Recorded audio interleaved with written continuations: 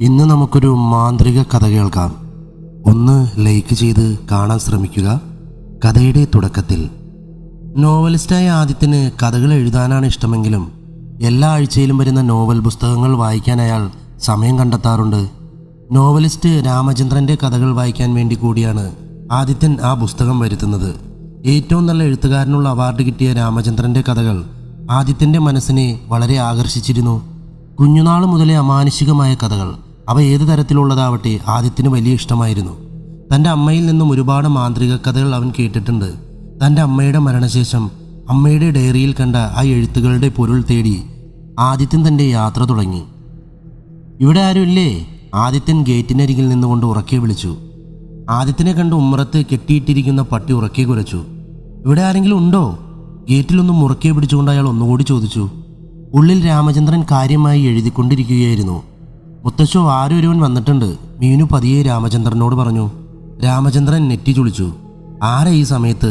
ദേഷ്യത്തോടെ പറഞ്ഞുകൊണ്ട് രാമചന്ദ്രൻ വാതിൽ തുറന്നു. ഗേറ്റിനരികെ പുഞ്ചിരിയോടെ നിൽക്കുകയായിരുന്നു ആദിത്യൻ. ഇയാളെ ഞാൻ എവിടെയോ കണ്ടിട്ടുണ്ടല്ലോ, രാമചന്ദ്രൻ മനസ്സിൽ പറഞ്ഞു. എനിക്കൊന്ന് ഉള്ളിലേക്ക് വരാമോ? ആദിത്യൻ ചോദിച്ചു. ആരാ? എന്താ വേണ്ടത്? രാമചന്ദ്രൻ ചോദിച്ചു. എനിക്കൊരു കാര്യം അറിയാനായിരുന്നു, ആദിത്യൻ പറഞ്ഞു. വരൂ, ഉള്ളിലേക്ക് വരൂ. അത് പിന്നെ പട്ടി? ആദിത്യൻ പേടിയോടെ പട്ടിയെ നോക്കിക്കൊണ്ട് പറഞ്ഞു. അതിനെ കെട്ടിയിട്ടിരിക്കുകയാണ്, പേടിക്കണ്ട, രാമചന്ദ്രൻ പറഞ്ഞു. ആദിത്യൻ പതിയെ ഗേറ്റ് തുറന്ന് ഉള്ളിലേക്ക് കയറി. എത്രയോ നാളായി ഞാനിത് ആഗ്രഹിക്കുന്നു. ഈ ജന്മത്തിൽ ഇദ്ദേഹത്തെ കാണുമെന്ന് വിചാരിച്ചതല്ല. എൻ്റെ ഭാഗ്യം, ഈശ്വരാ, നന്ദി, ആദി പതിയെ പറഞ്ഞു. വീട്ടിലേക്ക് കയറിയതും ആദിത്യൻ വേഗം തന്നെ രാമചന്ദ്രൻ്റെ കാലുകളിൽ വീണു. അയ്യോ, എന്താ ഇത്? എഴുന്നേൽക്കു കൂട്ടി, രാമചന്ദ്രൻ അവനെ എഴുന്നേൽപ്പിച്ചു. സന്തോഷം കൊണ്ട് ആദിത്യൻ്റെ കണ്ണുകൾ നിറഞ്ഞു. എന്താ മോനെ ഇത്? വരൂ, ഉള്ളിലേക്ക് വരൂ, രാമചന്ദ്രൻ പുഞ്ചിരിയോടെ പറഞ്ഞു. അയാൾ രാമചന്ദ്രൻ്റെ പുറകെ നടന്നു. താനിരിക്കൂ, കസാരയിലേക്ക് ചൂണ്ടിക്കൊണ്ട് രാമചന്ദ്രൻ പറഞ്ഞു. ആദിത്യൻ അവിടെ ഇരുന്നു കൊണ്ട് ചുറ്റുമൊന്ന് കണ്ണോടിച്ചു. രാമചന്ദ്രന് കിട്ടിയ പുരസ്കാരങ്ങളെല്ലാം അവൻ അത്ഭുതത്തോടെ നോക്കിയിരുന്നു. എൻ്റെ സ്വപ്നത്തിൽ വിചാരിച്ചില്ല സാറിനെ കാണാൻ പറ്റുമെന്ന്. സാറിൻ്റെ എല്ലാ നോവലുകളും ഞാൻ വായിച്ചിട്ടുണ്ട്, ആദിത്യൻ സന്തോഷത്തോടെ പറഞ്ഞു. അതേയോ, വളരെ നന്ദി. ഞാൻ സാറിൻ്റെ ആരാധകനാണ്. സാറിനെ വളരെ അന്വേഷിച്ചിരുന്നു. ഒരു കാര്യം അറിയാൻ വേണ്ടിയാണ് ഞാൻ വന്നത്, ആദിത്യൻ പറഞ്ഞു. എന്താണ് താങ്കളുടെ പേര്? താങ്കളെ ഞാൻ എവിടെയോ മുമ്പ് കണ്ടിട്ടുണ്ട്, രാമചന്ദ്രൻ സംശയത്തോടെ പറഞ്ഞു. എൻ്റെ പേര് ആദിത്യൻ എന്നാണ് സാർ. ഞാനും 1-2 നോവലുകൾ എഴുതിയിട്ടുണ്ട് സാർ, ആദിത്യൻ പറഞ്ഞു. ആ, അങ്ങനെ വരട്ടെ, എനിക്ക് ഓർമ്മ വരുന്നു, രാമചന്ദ്രൻ പറഞ്ഞുകൊണ്ട് തൻ്റെ മേശപ്പുറത്ത് നിന്നും 2-3 പുസ്തകം എടുത്തു. ഇത് തന്നെ, ഇത് താങ്കളുടെ പുസ്തകമല്ലേ? രാമചന്ദ്രൻ ആദിത്യൻ്റെ നേരെ നീട്ടി. അതെ സാർ. വളരെ നല്ല കഥയാണിത്, ഇനിയും എഴുതൂ, രാമചന്ദ്രൻ പറഞ്ഞു. Thank you sir. ഈ കഥകളെല്ലാം തന്നെ എൻ്റെ അമ്മയുടേത് കൂടിയാണ് സാർ. കുഞ്ഞുനാൾ മുതലേ അമ്മ പറഞ്ഞു തരുന്ന കഥകൾ കേട്ടും വായിച്ചുമാണ് ഞാൻ വളർന്നത്, ആദിത്യൻ പറഞ്ഞു. എവിടെ നിന്നാണ് താങ്കൾ വരുന്നത്? താങ്കളുടെ അമ്മയുടെ പേര്? അദ്ദേഹം ചോദിച്ചു. ഞാൻ കിഴക്കമ്പലം എന്ന സ്ഥലത്താണ് സാർ കഴിയുന്നത്. അമ്മയെ സാറിനറിയാം. അമ്മ 2 വർഷങ്ങൾക്ക് മുമ്പ്. ആദിത്യൻ തലകുനിച്ചു. രാമചന്ദ്രൻ നെറ്റി ചുളിച്ചു. എന്താ താങ്കൾ ഈ പറയുന്നത്? എനിക്ക് മനസ്സിലായില്ല, രാമചന്ദ്രൻ സംശയത്തോട് ചോദിച്ചു. ഇടമലക്കുടി കഴിഞ്ഞുള്ള ഒരു ചെമ്പാട് ഗ്രാമത്തെപ്പറ്റി സാറിനറിയോ? ആദിത്യൻ ഉറച്ചു ചോദിച്ചു. രാമചന്ദ്രൻ ഞെട്ടിക്കൊണ്ട് കസാരയിൽ നിന്നും എഴുന്നേറ്റു. താൻ ആരാണ്? രാമചന്ദ്രൻ സംശയത്തോട് ചോദിച്ചു. ഞാൻ സൗദാമിനിയുടെ മകനാണ്, പണ്ട് ചെമ്പാട് ഗ്രാമത്തിൽ, ആദിത്യൻ പതിയെ പറഞ്ഞു. രാമചന്ദ്രൻ ഞെട്ടിക്കൊണ്ട് അവൻ്റെ മുഖത്തേക്ക് നോക്കി. ഞാൻ രക്ഷിച്ച സൗദാമിനിയുടെ മകനാണോ നീ? ആ വൃദ്ധൻ്റെ കണ്ണുകൾ നിറഞ്ഞു. അതെ. ഈശ്വരാ, സൗദാമിനിക്ക് എന്ത് സംഭവിച്ചു? രാമചന്ദ്രൻ വിഷമത്തോടെ ചോദിച്ചു. അമ്മയ്ക്ക് ക്യാൻസർ ആയിരുന്നു. 2 വർഷങ്ങൾക്ക് മുമ്പ് അമ്മ പോയി, ആദിത്യൻ വിഷമത്തോടെ പറഞ്ഞു. രാമചന്ദ്രൻ തെല്ല് വിഷമത്തോടെ വീണ്ടും കസാരയിലിരുന്നു. അമ്മയുടെ മരണശേഷം ആകസ്മികമായി അമ്മയുടെ ഡയറി എനിക്ക് കിട്ടി. സത്യം പറഞ്ഞാൽ ആ ഡയറിയിലുള്ള എഴുത്തുകളാണ് എന്നെ ഇവിടെ എത്തിച്ചത്, ആദിത്യൻ പറഞ്ഞു. എന്താണ് തനിക്ക് അറിയേണ്ടത്? രാമചന്ദ്രൻ പതിയെ ചോദിച്ചു. എനിക്ക് ചെമ്പാടിനെ പറ്റി അറിയണം, അവിടുത്തെ ജനങ്ങളെ പറ്റി അറിയണം. പറയൂ, ആരാണ് യക്ഷമി? എന്തുകൊണ്ടാണ് ചെമ്പാടിലെ ജനങ്ങൾ ഇത്രയും അവളെ പേടിക്കുന്നത്? ഇതെല്ലാം സത്യമാണോ? ആദിത്യൻ ചോദിച്ചു. കൺമുന്നിൽ കാണുന്നത് മാത്രമല്ല സത്യം. ഇതൊന്നും വെറും കെട്ടുകഥകളുമല്ല. ഭയത്തോടെ പുറകോട്ട് ഓടിയവരുടെയും കഥയല്ല, എതിർത്ത് നിന്ന് പോരാടിയവരുടെ കഥയാണ്. വിഷ്ണുനാരായണനും യക്ഷമിയും തമ്മിലുള്ള പകയുടെ കഥ, രാമചന്ദ്രൻ പറഞ്ഞു. രാമചന്ദ്രൻ്റെ വാക്കുകൾക്ക് മുമ്പിൽ ആദിത്യൻ ഞെട്ടിക്കൊണ്ടിരുന്നു. എനിക്കും ചെമ്പാടിനെ പറ്റി അധികമൊന്നും അറിയില്ല മോനെ. ആഴ്ന്നിറങ്ങുന്നോറും രഹസ്യങ്ങൾ പൊന്തുവരുന്ന മാന്ത്രിക ഗ്രാമമാണ്. താങ്കൾ എങ്ങനെയാണ് ആ ഗ്രാമത്തിലെത്തിയത്? പുതുതായി ചെമ്പാടിയിലെത്തിയ നിങ്ങളെ പേടിയോടെയാണ് അമ്മയും അവിടുത്തെ ജനങ്ങളും നോക്കിക്കണ്ടത്. അങ്ങനെ അമ്മയുടെ എഴുത്തിൽ നിന്നും എനിക്ക് വ്യക്തമായിരുന്നു, ആ പെൺകുട്ടി മീനുവിന് എന്താണ് സംഭവിച്ചത്? ആദിത്യൻ വീണ്ടും ചോദിച്ചു. ഇതെല്ലാം ആ ഡയറിയിൽ ഉണ്ടായിരുന്നോ? രാമചന്ദ്രൻ പതിയെ ചോദിച്ചു. ഉണ്ട്, സാറിനെ പറ്റി ഉണ്ടായിരുന്നു. സാറാണ് അമ്മയെ രക്ഷിച്ചതെന്ന്. എന്നാൽ എല്ലാമില്ല. വളരെ ആകാംക്ഷയോടെ വായിച്ചിരുന്ന എൻ്റെ അമ്മയുടെ ആ പുസ്തകം എൻ്റെ കയ്യിൽ നിന്ന് നഷ്ടമായി. എനിക്കറിയില്ല അത് എവിടെ പോയെന്ന്, ആദിത്യൻ സങ്കടത്തോടെ പറഞ്ഞു. ഞാൻ പറയാം, നീ അറിയാൻ ആഗ്രഹിക്കുന്ന ആ കഥ, ചെമ്പാടിൻ്റെ കഥ, പേടിയുടെ കഥ. രാമചന്ദ്രൻ വർഷങ്ങൾക്ക് മുമ്പുള്ള തൻ്റെ ഭീകരമായ ഓർമ്മയിൽ ഊളിയിട്ടു. 22 വർഷങ്ങൾക്ക് മുമ്പാണ് ഞാൻ രണ്ടാമതായി ഈ ഗ്രാമത്തിലെത്തുന്നത്. വളരെ ചിന്തയോടെയും കരുതലോടെയുമാണ് ഞാൻ എൻ്റെ പേരക്കുട്ടി മീനുവുമായി ഇടമലക്കുടിയിലേക്ക് യാത്ര പുറപ്പെട്ടത്. രണ്ടാമതായോ? ആദിത്യൻ സംശയത്തോട് ചോദിച്ചു. അതെ, ഞാനെല്ലാം പറയാം, രാമചന്ദ്രൻ പറഞ്ഞു. 22 വർഷങ്ങൾക്ക് മുമ്പ് ഒരേ ഒരു ലക്ഷ്യത്തിനായിക്കൊണ്ട് ഞങ്ങൾ വീണ്ടും ഇടമലക്കുടിയിലേക്ക് യാത്ര പുറപ്പെട്ടു. പാവം മീനുവിന് ഒന്നും അറിയില്ലായിരുന്നു. ഞാനൊന്നും അവളോട് പറഞ്ഞിരുന്നില്ല. രാമചന്ദ്രൻ തൻ്റെ കഥ തുടർന്നു. നമ്മളിത് എവിടേക്കാ മുത്തശ്ശ? മുത്തച്ഛൻ്റെ കൈ മുറുകെ പിടിച്ചുകൊണ്ട് മീനു ചോദിച്ചു. അയാൾ ഒന്നും മിണ്ടിയില്ല. കൊടുമരമായിരുന്നു അത്. ചുറ്റും നല്ല ഇരുട്ട്. നേരം ഇരുട്ടി തുടങ്ങിയിരിക്കുന്നു. ചുറ്റും നായയുടെയും ചീവീടുകളുടെയും കരച്ചിൽ. അവൾ മുത്തച്ഛൻ്റെ കൈ ഒന്നുകൂടി അമർത്തിപ്പിടിച്ചു. ചുറ്റിനും നിൽക്കുന്ന വൻമരങ്ങൾ, അതിൽ നിന്നും കിളികളുടെയും മറ്റും കരച്ചിൽ. നേരം നന്നായി ഇരുട്ടി. മോളെ, നീ പേടിക്കണ്ട. നമ്മൾക്ക് തൽക്കാലം ഇവിടെ കിടക്കാം. ഇനി നാളെ വീണ്ടും യാത്ര തുടങ്ങാം. എന്തു പറയുന്നു? രാമചന്ദ്രൻ ചോദിച്ചു. അവൾ ഉറക്കച്ചടവോടെ ഒരു കോട്ടുവായിട്ടു. അവൾ ആകെ ക്ഷീണിച്ചിരുന്നു. തുടർന്ന് ഇരുവരും വഴിവക്കിൽ ഒരു മരച്ചോട്ടിൽ കിടന്നു. എന്താ മോളെ, തണുക്കുന്നുണ്ടോ? അയാൾ ചോദിച്ചു. ഇതെടുത്തോ. തോൾസഞ്ചിയിൽ നിന്നും ഒരു പുതപ്പെടുത്തുകൊണ്ട് രാമചന്ദ്രൻ പറഞ്ഞു. മീനു അത് പുതച്ചു. മുത്തച്ഛ, വല്ല ജീവികളും വരുമോ? മീനു പേടിയോട് ചോദിച്ചു. ഇല്ലില്ല, നമ്മുടെ അടുത്തേക്ക് അവരൊന്നും അടിക്കില്ല, രാമചന്ദ്രൻ ചിരിച്ചുകൊണ്ട് പറഞ്ഞു. അവളൊന്നും മിണ്ടാതെ കിടന്നു. അവിടെയാകെ ഒരു തണുത്ത കാറ്റ് വീശി. ആ ദിവസം കടന്നുപോയി. മുഖത്ത് മഞ്ഞുതുള്ളികൾ വീണുകൊണ്ട് അവൾ എഴുന്നേറ്റു. കണ്ണു തുറന്നപ്പോൾ രാമചന്ദ്രനെ അവിടെ കാണാനില്ലായിരുന്നു. അവൾ പേടിച്ചുപോയി. മുത്തശ്ശ, മുത്തശ്ശ, അവൾ ചുറ്റും നോക്കിക്കൊണ്ട് വിളിച്ചു. ഞാനിവിടെ ഉണ്ട്, ഇതാ വരുന്നു, മുത്തശ്ശൻ ദൂരെ നിന്നും വിളിച്ചു പറഞ്ഞു. രാമചന്ദ്രൻ കൈകളിൽ നിറയെ പഴുത്ത മാമ്പഴങ്ങളുമായി അവളുടെ അടുത്തേക്ക് നടന്നു വന്നു. ഹായ് മാമ്പഴം, ഇത് എവിടെ നിന്നാ? മീനു ചോദിച്ചു. അതൊക്കെ കിട്ടി, അതാ അവിടെ നിന്ന്. രാമചന്ദ്രൻ കുറച്ച് ദൂരേക്ക് ചൂണ്ടി. അവരിരുവരും അത് കഴിച്ച ശേഷം വീണ്ടും നടക്കാൻ ആരംഭിച്ചു. കുറേ നടന്നു പോയപ്പോൾ ഇരുവരും നിലത്ത് കിടക്കുന്ന ഒരു കൽപ്രതിമ കണ്ടു. രാമചന്ദ്രൻ പേടിയോടെ അത് നോക്കി നിന്നു. എന്താ മുത്തശ്ശ ഇത്? മീനു സംശയത്തോട് ചോദിച്ചു. ഇതൊരു യുവാവാണല്ലോ. ഞങ്ങളുടെ ആദ്യ വരവിന് ശേഷം പിന്നീട് ഇവിടേക്ക് ആരോ വന്നിട്ടുണ്ട്. ഇതാരായിരിക്കും? രാമചന്ദ്രൻ പതിയെ പറഞ്ഞു. മീനു മുത്തശ്ശൻ്റെ മുഖത്തേക്ക് തന്നെ ഉറ്റുനോക്കി. ഇതെന്താ മുത്തശ്ശ? മീനു വീണ്ടും ചോദിച്ചു. അയാൾ ഒന്നും മിണ്ടാതെ മുൻപോട്ട് നടന്നു.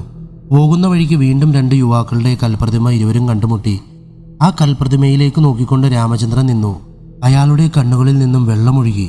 എന്തിനാ മുത്തശ്ശ കരയുന്നേ? മീനു ചോദിച്ചു. രാമചന്ദ്രൻ ആ പ്രതിമകൾക്ക് അടുത്തിരുന്നു.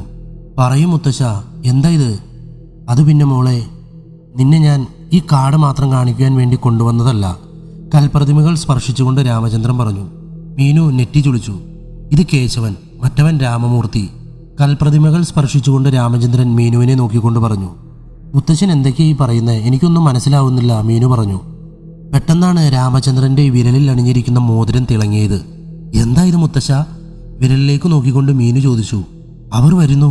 അയ്യോ എൻ്റെ ദൈവമേ, എന്തു ചെയ്യും? അയാൾ പരിഭ്രാന്തിയോടെ നിലവിളിച്ചു. അയാൾ പെട്ടെന്ന് തന്നെ തൻ്റെ വിരലിലെ മോതിരം ഊരി നിലത്തെ കൽപ്രതിമയിൽ വെച്ചു. വരൂ വേഗം, രാമചന്ദ്രൻ മീനുവിനോട് പറഞ്ഞു. മീനു സംശയത്തോടെ നിന്നു. മീനുവിനെ കയ്യും പിടിച്ചുകൊണ്ട് രാമചന്ദ്രൻ അടുത്തുള്ളൊരു വലിയ മരത്തിന് പുറകിൽ ഒളിച്ചു നിന്നു.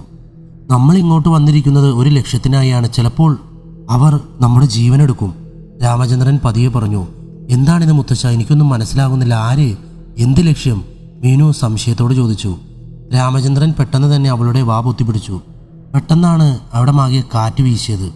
ഇരുവരും മരത്തിന് പുറകിൽ നിന്നും എത്തി നോക്കിക്കൊണ്ട് നിന്നു. മേഘങ്ങൾ ഇരുണ്ടുകൂടി. പുറമേ ശക്തമായ മഴയും പെയ്യാൻ തുടങ്ങി.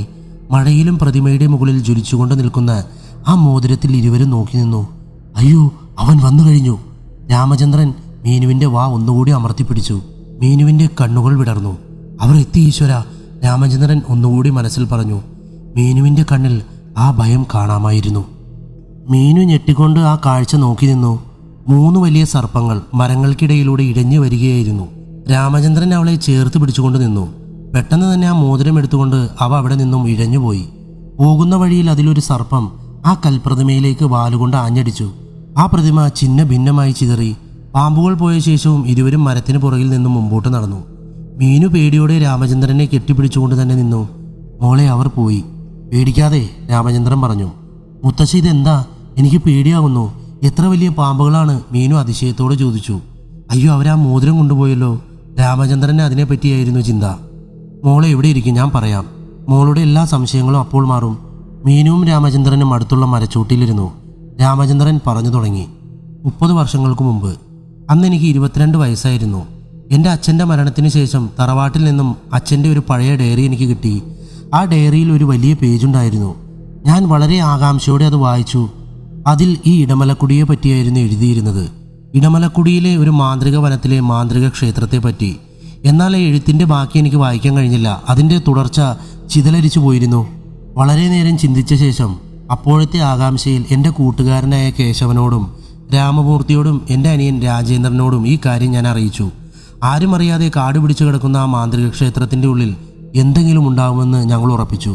വിലപിടിപ്പുള്ള വല്ല നിധിയും കിട്ടുമെന്നും വളരെ സന്തോഷത്തോടെ പിന്നീട് ജീവിക്കാമെന്നും ഞങ്ങൾ ചിന്തിച്ചു.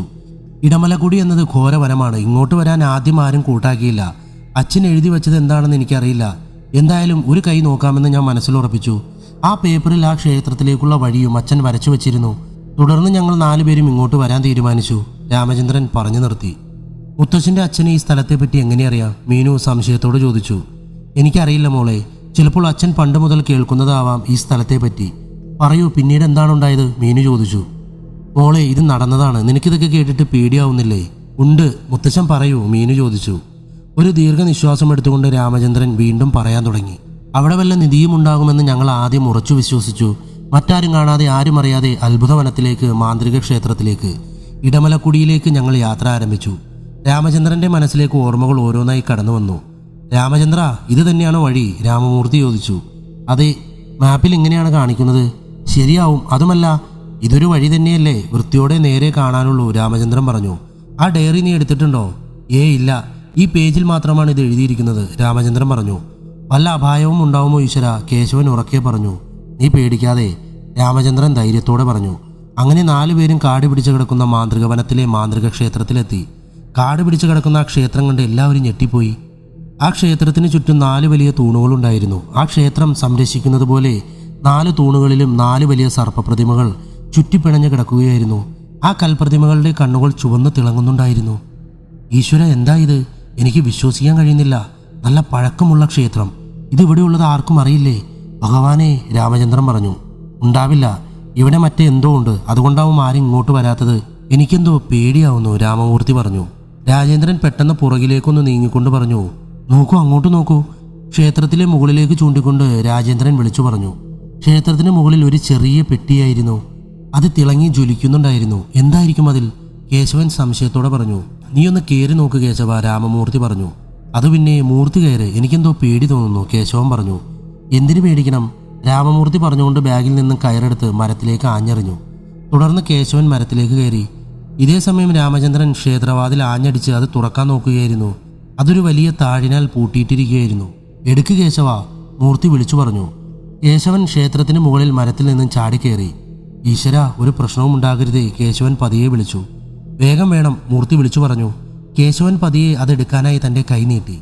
അയാളുടെ കൈ പേടിയോടെ വിറയ്ക്കുന്നുണ്ടായിരുന്നു. കേശവൻ പേടിയോടെ തന്നെ ക്ഷേത്രത്തിന് മുകളിൽ നിന്നും തിളങ്ങുന്ന ആ പെട്ടിയെടുത്തു. തുടർന്ന് വേഗം തന്നെ മൂർത്തിയുടെ കൈകളിലേക്ക് പെട്ടി എറിഞ്ഞു കൊടുത്തു. പെട്ടെന്ന് തന്നെ ആകാശം ഇരുണ്ട് അവിടമാകെ കാറ്റ് വീശാൻ തുടങ്ങി. എല്ലാവരും പേടിയോടെ ചുറ്റും നോക്കി. മരങ്ങളെല്ലാം ശക്തമായ കാറ്റിൽ ആടി ഉലയുകയായിരുന്നു. അയ്യോ, എന്തോ സംഭവിക്കാൻ പോകുന്നു, രാമചന്ദ്രൻ പതിയെ പറഞ്ഞു. ക്ഷേത്രത്തിന് ചുറ്റും നിന്നും ഒരു വലിയ ശബ്ദം കേട്ട് എല്ലാവരും പേടിച്ചു. ക്ഷേത്രത്തിന്റെ മേൽക്കൂര ഇളകാൻ തുടങ്ങി. കേശവൻ കയറിൽ പിടിച്ച് വേഗം തന്നെ ചാടിയിറങ്ങി. അയ്യോ, രാമചന്ദ്രൻ നിലവിളിച്ചു. എല്ലാവരും അടിമുടി വിറച്ചുകൊണ്ട് നിന്നു. എല്ലാവരും ഞെട്ടലോടെ ആ കാഴ്ച കണ്ടു. 4 പാമ്പിൻ ശില്പങ്ങളും ജീവനോടെ അവരുടെ മുന്നിൽ വന്ന് നിൽക്കുന്നു. അവയുടെ കണ്ണുകൾ ചുവന്ന് തിളങ്ങുന്നുണ്ടായിരുന്നു. മൂർത്തി ഉറക്കെ നിലവിളിച്ചു. ഞങ്ങളെല്ലാവരും അങ്ങോട്ടും ഇങ്ങോട്ടും പേടിയോടെ ഓടാൻ ശ്രമിച്ചു. രാമചന്ദ്രൻ പറഞ്ഞു നിർത്തി. എന്നിട്ട്? മീനു ആകാംക്ഷയോടെ ചോദിച്ചു. പെട്ടെന്നാണ് ഞങ്ങളത് കണ്ടത്. പാമ്പുകൾ 4 പേരും അതിസുന്ദരികളായ യുവതികളായി മാറി. അവർ 4 പേരും ദേഷ്യത്തോടെ ഞങ്ങളെ നോക്കി നിന്നു. ആ പെട്ടി ഞങ്ങൾക്ക് തരൂ, ഒരുവൾ കണ്ണുരുട്ടിക്കൊണ്ട് ചോദിച്ചു. ഇല്ല, തരില്ല, രാജേന്ദ്രൻ പതിയെ പറഞ്ഞു. തെറ്റാണ് നിങ്ങൾ ചെയ്യുന്നത്. എത്രയും പെട്ടെന്ന് ഇവിടെ നിന്നും പൊയ്ക്കോളൂ, ഒരുവൾ പറഞ്ഞു. നിങ്ങൾ ആരാണ്? രാമചന്ദ്രൻ ചോദിച്ചു. ഒരു കാരണവശാലും ഞങ്ങൾ ഈ പെട്ടി തരില്ല, കേശവൻ ഉറപ്പിച്ചു പറഞ്ഞു.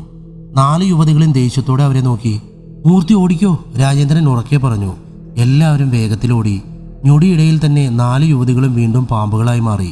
പത്തി വിടർത്തിക്കൊണ്ട് അവർ പിറകെ ദേഷ്യത്തോടെ അവർ ഇഴഞ്ഞു വന്നു. ഓട്ടത്തിനിടയിൽ രാജേന്ദ്രൻ വീഴുകയും മറ്റുമുണ്ടായി. മൂർത്തി തന്റെ കയ്യിൽ നിന്നും ആ പെട്ടി രാജേന്ദ്രന് എറിഞ്ഞു കൊടുത്തു. പിറകെ വന്ന പാമ്പുകൾ മൂർത്തിയെയും കേശവനെയും വാലുകൊണ്ട് ആഞ്ഞടിച്ചു. ഞങ്ങൾ ഞെട്ടിപ്പോയി. ഞൊടിയിടയിൽ അവർ ഇരുവരും കൽപ്രതിമകളായി. വളരെ വിഷമത്തോടെ ഞങ്ങൾ ആ കാടിന് പുറത്തു കടന്നു. രാമചന്ദ്രൻ പറഞ്ഞു നിർത്തി. ഒരുപക്ഷെ ഞങ്ങൾ എതിർത്ത് നിന്നെങ്കിൽ ഞങ്ങളുടെയും ജീവൻ അവർ എടുക്കുമായിരുന്നു. എങ്ങനെയോ ഞങ്ങൾ അത്ഭുതകരമായി രക്ഷപ്പെട്ടു. ഞങ്ങൾ തിരിഞ്ഞു നോക്കിയപ്പോൾ അവിടെ ആരും തന്നെ ഉണ്ടായിരുന്നില്ല. അപ്പോൾ ഞങ്ങൾക്കൊരു കാര്യം മനസ്സിലായി. കാട് വിട്ടവർ വെളിയിലേക്ക് വരികയില്ല എന്ന്. മീനു അത്ഭുതത്തോടെ രാമചന്ദ്രനെ നോക്കിയിരിക്കുകയായിരുന്നു. എല്ലാത്തിനും കാരണം ഈ ഞാനാണല്ലോ. ഞാൻ കാരണമാണ് രാമമൂർത്തിയും കേശവനും മരണപ്പെട്ടതെന്ന് ആലോചിക്കുമ്പോൾ എനിക്ക് വളരെ സങ്കടം തോന്നുന്നു. രാമചന്ദ്രൻ തന്റെ കണ്ണുകൾ തുടച്ചു. മുത്തച്ഛൻ വിഷമിക്കാതെ, എന്തായിരുന്നു ആ പെട്ടിയിൽ? മീനു ചോദിച്ചു. ആ പെട്ടി തുറന്നപ്പോൾ സത്യത്തിൽ ഞങ്ങൾ ഞെട്ടിപ്പോയി. അതിൽ തിളങ്ങുന്ന ഒരു മോതിരമായിരുന്നു. ഒരു ചുവന്ന മോതിരം. രാമചന്ദ്രൻ പറഞ്ഞു നിർത്തി. എല്ലാം അറിഞ്ഞിട്ടും പിന്നെ എന്തിനാ മുത്തശ്ശ വീണ്ടും നമ്മൾ ഇങ്ങോട്ട് വന്നത്? ഞാൻ വരുന്നില്ല, മീനു പേടിയോടെ പറഞ്ഞു. അങ്ങനെ പറയരുത് മോളെ. ആ ക്ഷേത്രത്തിന്റെ ഉള്ളിൽ നിധികളോ മറ്റോ ഉണ്ടാകും, എനിക്ക് ഉറപ്പാണ്. അന്നവർ ഈ കാടിന് പുറത്തേക്ക് വരാത്തതിനും ഇത് തന്നെയാണ് കാരണം. സത്യത്തിൽ അവർ ഈ ക്ഷേത്രമാണ് സംരക്ഷിക്കുന്നത്. അതിനുള്ളിൽ എന്തോ ഉണ്ട്. ഒരുപക്ഷെ ഇത് വളരെ അപകടം നിറഞ്ഞ ഒന്നായിരിക്കും, ഇല്ലെങ്കിൽ മൂല്യമുള്ള മറ്റെന്തെങ്കിലും ആയിരിക്കും, രാമചന്ദ്രൻ പറഞ്ഞു. ഞാനില്ല, ഞാൻ വരുന്നില്ല, മീനു വീണ്ടും പറഞ്ഞു. വേണം മോളെ, നീ വരണം. നിന്റെ അച്ഛൻ്റെയും അമ്മയുടെയും ആഗ്രഹം നിനക്ക് നിറവേറ്റണ്ടേ? ധാരാളം പണം വേണ്ടേ നമുക്ക്? രാമചന്ദ്രൻ പറഞ്ഞു. അല്ല, സത്യത്തിൽ മീനു ആരാണ്? മീനുവിൻ്റെ മാതാപിതാക്കൾ എവിടെയാണ്? ആദിത്യൻ കഥയിൽ നിന്നും പുറത്തേക്ക് വന്നു. മീനു എൻ്റെ പേരക്കുട്ടിയാണ്. മീനുവിന് 4 വയസ്സുള്ളപ്പോൾ എൻ്റെ കയ്യിൽ തന്നിട്ട് എൻ്റെ മകളും മകനും ഞങ്ങളെ വിട്ടുപോയി. ഒരു ആക്സിഡൻ്റ് ആയിരുന്നു. അവരുടെ ഏറ്റവും വലിയ ആഗ്രഹമായിരുന്നു ഞങ്ങളുടെ തറവാട്. ഞങ്ങളുടെ ആ തറവാട് തിരിച്ചു പിടിക്കാൻ വേണ്ടി ഒരുപാട് പണം ആവശ്യമാണ്. അതിനും കൂടിയാണ് ഞങ്ങൾ ഇടമലക്കുടിയിലേക്ക് പോയത്, രാമചന്ദ്രൻ പറഞ്ഞു. പിന്നീട് എന്താണുണ്ടായത്? മീനു തടസ്സം നിന്നുവോ? ആദിത്യൻ ചോദിച്ചു. ഇല്ല മോനെ. അവൾ കുറച്ചു നേരത്തേക്ക് തൻ്റെ അച്ഛനമ്മമാരെ പറ്റി ഓർത്തു. അവരുടെ ആഗ്രഹങ്ങളെപ്പറ്റി ആലോചിച്ചു. തുടർന്ന് എൻ്റെ കൂടെ വരികയായിരുന്നു. രാമചന്ദ്രൻ വീണ്ടും കഥയിലേക്ക് കടന്നു. ഞാനും വരാം മുത്തച്ഛ, മീനു സമ്മതിച്ചു. ഇരുവരും കൈകൾ കോർത്തു പിടിച്ച് മുമ്പോട്ട് നടന്നു. ഒരുപാട് മുന്നോട്ട് പോയപ്പോൾ അവർ ദൂരെ നിന്ന് കണ്ടു മാന്ത്രികത നിറഞ്ഞ ആ മാന്ത്രിക ക്ഷേത്രത്തെ. മുത്തശ്ശ, നമ്മൾ വരുന്ന വഴിക്ക് കണ്ട ആദ്യത്തെ ആ പ്രതിമ ആരാണ്? മീനു സംശയത്തോട് ചോദിച്ചു. അത് തന്നെയാണ് മോളെ എനിക്കും മനസ്സിലാവാത്തത്. ഞങ്ങളുടെ വരവിന് ശേഷം മറ്റാരും ഇവിടേക്ക് വന്നിട്ടുണ്ട്. ഈ മോതിരം ക്ഷേത്രത്തിൽ നിന്നും എടുത്ത ആ ദിവസം മുതൽ അവർ 4 പാമ്പുകളും ഈ കാട്ടിൽ അലയുകയായിരിക്കണം ഉണ്ടായിരിക്കുക. തുടർന്ന് ഞങ്ങൾക്ക് ശേഷം ഇവിടെ എത്തിയ ആ ഒരുവനെ അവർ പിടിച്ചു കാണും, രാമചന്ദ്രൻ പറഞ്ഞു. അവർ ഇപ്പോൾ വരുമോ? മീനു ചോദിച്ചു. ഇല്ല മോളെ, എനിക്ക് ഒരു കാര്യം ഉറപ്പാണ്. ആ മോതിരത്തിന് അനക്കം സംഭവിച്ചാലാണ് അവർ വരിക. അന്ന് രാമമൂർത്തി ആ പെട്ടി എടുത്തതിന് ശേഷമാണ് അവർ വന്നത്. ഇപ്പോൾ അവർ ആ മോതിരം തിരിച്ചു കൊണ്ടുപോയില്ലേ, ഇനി വരില്ല, മനസ്സിലായോ? രാമചന്ദ്രൻ പറഞ്ഞു. മീനു ഒന്ന് മൂളി. ഇരുവരും നടന്ന് മാന്ത്രിക ക്ഷേത്രത്തിന്റെ അടുത്തെത്തി. എന്തു ഭംഗിയല്ലേ മുത്തശ്ശ, മീനു പറഞ്ഞു. പെട്ടെന്നാണ് മീനു അത് കണ്ടത്. അയ്യോ, മീനു ഒന്ന് നിലവിളിച്ചു. ഇരുവരും പേടിയോടെ അത് നോക്കി നിന്നു. ക്ഷേത്രത്തിന് ചുറ്റുമുള്ള തൂണുകളിൽ 3 പാമ്പിൻ ശില്പങ്ങളെ ഉണ്ടായിരുന്നുള്ളൂ. ഒരെണ്ണം നിലത്തേക്ക് ചിതറിക്കിടക്കുകയായിരുന്നു. ഇതെങ്ങനെ സംഭവിച്ചു? രാമചന്ദ്രൻ സംശയത്തോടെ പിറുപിറുത്തു. ഞങ്ങൾക്ക് ശേഷം ഇവിടെ എന്തെല്ലാമോ സംഭവിച്ചിട്ടുണ്ട്, രാമചന്ദ്രൻ മനസ്സിൽ പറഞ്ഞു. ക്ഷേത്രത്തിന് മുകളിൽ അതേ സ്ഥാനത്ത് തന്നെ തിളങ്ങിക്കൊണ്ട് ആ പെട്ടി ഇരിപ്പുണ്ടായിരുന്നു. നോക്കൂ മോളെ, അതാ മുകളിലേക്ക് നോക്കൂ. അതാണ് ആ മോതിരമുള്ള പെട്ടി. അതിനനക്കം സംഭവിച്ചാൽ അവർ വരും, ഉറപ്പ്. അത് നമ്മുടെ ജീവന് അപകടമാണ്. നമുക്ക് എത്രയും പെട്ടെന്ന് ക്ഷേത്രം തുറക്കണം. നീ കുറച്ച് അകലേക്ക് മാറി നിൽക്ക്, രാമചന്ദ്രൻ പറഞ്ഞു. ആയിക്കോട്ടെ, മുത്തച്ഛൻ പറഞ്ഞത് കേട്ട് മീനു കുറച്ച് അകലേക്ക് മാറി നിന്നു. രാമചന്ദ്രൻ പേടിയോടെ ക്ഷേത്രത്തിന്റെ മുമ്പിലേക്ക് നടന്നു. ആ വലിയ താഴിലേക്ക് നോക്കി അയാൾ നിന്നു. എങ്ങനെ വാതിൽ തുറക്കും? രാമചന്ദ്രൻ പറഞ്ഞുകൊണ്ട് ചുറ്റും നോക്കി. പെട്ടെന്നാണ് അടുത്ത് കിടക്കുന്ന ഒരു കല്ലിലേക്ക് അയാളുടെ ശ്രദ്ധ പോയത്. അയാൾ അതെടുത്ത് ആ താഴിലേക്ക് ആഞ്ഞടിച്ചു. ഞൊടിയിടയിൽ അത് നിലത്തേക്ക് പൊട്ടിച്ചാടി. മീനു ശ്രദ്ധയോടെ അത് നോക്കി നിന്നു. രാമചന്ദ്രൻ വാതിൽ പതിയെ തുറന്നു. വാതിൽ തുറന്നതും ഞെട്ടിക്കൊണ്ട് അയാൾ പുറകോട്ടാഞ്ഞു. രാമചന്ദ്രൻ പേടിയോടെ അത് നോക്കി. മുന്നിലതാ നിൽക്കുന്ന ഒരു യുവതി, കണ്ണുകളടച്ച് ഒരു ചെറു പുഞ്ചിരിയോടെ. ചുറ്റിനുമുള്ള മരങ്ങളും ചെടികളും എല്ലാം കാറ്റത്ത് ആടിയുലയുകയായിരുന്നു. രാമചന്ദ്രൻ പെട്ടെന്ന് തന്നെ തിരിഞ്ഞു നോക്കി. മീനു പേടിയോടെ വിറച്ചു നിൽക്കുകയായിരുന്നു. രാമചന്ദ്രൻ വേഗം തന്നെ മീനുവിൻ്റെ അടുത്തേക്ക് ഓടി. പേടിക്കാതെ മോളെ, രാമചന്ദ്രൻ മീനുവിനോട് പറഞ്ഞു. മുത്തശ്ശി, ഇതാരാണ്? എനിക്ക് പേടിയാകുന്നു. നമുക്ക് പോകാം, മീനു പതിയെ പറഞ്ഞു. ഓരോ മരങ്ങൾ കടപുഴകി നിലം പതിച്ചു. പക്ഷികളും പാമ്പുകളും എല്ലാം കാടിനുള്ളിലേക്ക് ഒളിഞ്ഞു. ആകാശം മതിയായി ഇരുട്ടി. മുന്നിൽ നിൽക്കുന്ന സുന്ദരിയായ യുവതി തൻ്റെ കണ്ണുകൾ തുറന്നു. അയ്യോ, രാമചന്ദ്രൻ ഒന്ന് നിലവിളിച്ചു. അവരുടെ കണ്ണുകൾ ചുവന്ന് തിളങ്ങുന്നുണ്ടായിരുന്നു. മുത്തശ്ശ വരൂ, നമുക്ക് പോകാം, മീനു കരഞ്ഞുകൊണ്ട് പറഞ്ഞു. രാമചന്ദ്രൻ മീനുവിൻ്റെ കൈകൾ മുറുകെ പിടിച്ചു. യുവതി പെട്ടെന്ന് തന്നെ ഇരുവരുടെയും മുമ്പിലേക്ക് വന്നു. അവൾ തൻ്റെ കണ്ണുകൾ ഒന്നുകൂടി തുറന്നു. രാമചന്ദ്രനും മീനുവും പേടിയോടെ അവളെ നോക്കി. ആ യുവതിയുടെ കണ്ണുകൾ ചുവന്ന് അതിൻ്റെ ഉള്ളിൽ അവരുടെ രൂപം തെളിഞ്ഞു വന്നു. ആരെയോ വകവരുത്താനുള്ള ഒരു പകയോടുകൂടിയായിരുന്നു അവളുടെ മുഖം. ഞങ്ങളൊന്നും ചെയ്യരുത്, രാമചന്ദ്രൻ കീണപേക്ഷിച്ചു. യുവതി പൊട്ടിച്ചിരിച്ചു. പെട്ടെന്നാണ് അവിടെ ആ കാറ്റ് വീശിയത്. പെട്ടെന്ന് തന്നെ മഴയും ആരംഭിച്ചു. യുവതി അയാൾക്ക് നേരെ അലറി വിളിച്ചു. പെട്ടെന്ന് തന്നെ ക്ഷേത്രത്തിന് ചുറ്റുമുള്ള 3 സർപ്പങ്ങളും തൂണുകളിൽ നിന്ന് സ്വതന്ത്രമായി. അവ പത്തി വിടർത്തിക്കൊണ്ട് ദേഷ്യത്തോടെ നോക്കി നിന്നു. നിങ്ങൾ കാരണമാണ് ഇതുണ്ടായത്, രാമചന്ദ്രനെ നോക്കി ഒരു നാഗം ഉറക്കെ പറഞ്ഞു. അയ്യോ, രാമചന്ദ്രൻ പേടിയോടെ പറഞ്ഞു. അവർ മൂവരും ആ യുവതിക്ക് നേരെ പത്തി വിടർത്തി. തുടർന്ന് അവളെ തൻ്റെ വാലുകൊണ്ട് മുകളിലേക്ക് ഉയർത്തി. എന്താണിത്? ഇവരെന്തിനാണ് ഈ യുവതിയെ എതിർത്ത് നിൽക്കുന്നത്? രാമചന്ദ്രൻ ചിന്തിച്ചു. പെട്ടെന്ന് തന്നെ ആ യുവതി മന്ത്രങ്ങൾ ഉരുവിടാൻ തുടങ്ങി. മുത്തശ്ശ പോകാം, എനിക്ക് പേടിയാകുന്നു, നമുക്ക് വീട്ടിലേക്ക് പോകാം, മീനു പതിയെ പറഞ്ഞു. രാമചന്ദ്രൻ വേഗം മീനുവിൻ്റെ കൈ പിടിച്ചുകൊണ്ട് തിരിഞ്ഞോടി. ഞൊടിയിടയിൽ അതാ മുന്നിൽ നിൽക്കുന്നു ആ യുവതി. രാമചന്ദ്രൻ തിരിഞ്ഞു നോക്കിയപ്പോൾ നിലത്ത് ചിതറിക്കിടക്കുന്ന 3 പാമ്പുകൾ. ഭഗവാനെ, ഇതൊക്കെ എന്താണ്? രാമചന്ദ്രൻ ഉറക്കെ പറഞ്ഞു. അവരെ നോക്കണ്ട വിഷ്ണുനാരായണൻ, എനിക്ക് വേണ്ടി ഉണ്ടാക്കിയ ആ ശക്തി നാഗങ്ങളെയും ഞാൻ ഇല്ലാതെയാക്കി. ആ യുവതി പൊട്ടിച്ചിരിച്ചു. അയ്യോ, എന്നെ ഒന്നും ചെയ്യരുത്, നീ ആരാണ്? മീനുവിനെ ചേർത്ത് പിടിച്ചുകൊണ്ട് രാമചന്ദ്രൻ ചോദിച്ചു. പേടിക്കണ്ട, താങ്കളെ ഞാൻ ഒന്നും ചെയ്യില്ല, ഒരുപാട് നന്ദിയുണ്ട് എന്നെ സ്വതന്ത്രയാക്കിയതിന്. 24 വർഷങ്ങൾക്ക് ശേഷം ഞാൻ വീണ്ടും വന്നിരിക്കുന്നു. ചെമ്പാട് ഗ്രാമം ഇനിയാണ് അനുഭവിക്കാൻ പോകുന്നത്. ആ യുവതി ദേഷ്യത്തോടെ പറഞ്ഞു. നീ ആരാണ്? രാമചന്ദ്രൻ ചോദിച്ചു. ഞാൻ യക്ഷമി, എൻ്റെ ലക്ഷ്യങ്ങൾ നിറവേറ്റാൻ വന്നവളാണ് ഞാൻ. അവൾ മീനുവിനെ നോക്കിക്കൊണ്ട് പറഞ്ഞു. മുത്തശ്ശ, നമുക്ക് പോകാം, എനിക്ക് പേടിയാകുന്നു. ഇവിടെ നിന്ന് ആരും പോകുന്നില്ല, എനിക്ക് നിന്നെ വേണം. എൻ്റെ അമ്മയ്ക്ക് വേണ്ടി എനിക്കിവിടെ വേണം, യക്ഷമി ഉറക്കെ പറഞ്ഞു. മീനു രാമചന്ദ്രൻ്റെ കാലിൽ കെട്ടിപ്പിടിച്ചു നിന്നു. യക്ഷമി തൻ്റെ 2 കൈകളും മുകളിലേക്ക് ഉയർത്തി. പെട്ടെന്ന് തന്നെ രാമചന്ദ്രനും മീനുവും മുകളിലേക്ക് ഉയർന്നു. ഞങ്ങളെ വെറുതെ വിടൂ, രാമചന്ദ്രൻ ഉറക്കെ പറഞ്ഞു. അയ്യോ, എന്നെ താഴെ ഇറക്കൂ, മീനുവും നിലവിളിച്ചു. യക്ഷമി എന്തെല്ലാമോ മന്ത്രങ്ങൾ ഉരുവിട്ടു. അവരുടെ കണ്ണിൽ നിന്നും തീഗോളങ്ങൾ അവരുടെ ദേഹത്തേക്ക് പതിച്ചു. രാമചന്ദ്രനും മീനുവും ഉറക്കെ നിലവിളിച്ചു. പെട്ടെന്ന് തന്നെ എല്ലാവരും ബോധം കെട്ട് നിലത്തേക്ക് വീണു. യക്ഷമി പുഞ്ചിരിയോടെ ഇരുവരെയും നോക്കി നിന്നു. എനിക്ക് നിന്നെ ആവശ്യമുണ്ട്, നിന്നെ ഉപയോഗിച്ച് ഈ ചെമ്പാട് ഞാൻ നശിപ്പിക്കും, യക്ഷമി ഉറക്കെ പറഞ്ഞു. തുടർന്ന് അവൾ രാമചന്ദ്രനെ ക്ഷേത്രത്തിനുള്ളിലാക്കി പൂട്ടിയിട്ടു. മീനുവുമായി അവൾ ചെമ്പാടിലേക്ക് യാത്ര തിരിച്ചു. വെള്ളൂർമനയിലെ മഹാഭദ്രകാളിയുടെ മുമ്പിലിരുന്ന് താളിയോലയിലെ മന്ത്രങ്ങൾ ഉറക്കെ ഉരുവിടുകയാണ് സ്വാമി വിഷ്ണുനാരായണൻ. പെട്ടെന്ന് സ്വാമിയുടെ കൈയൊന്ന് വിറച്ചു.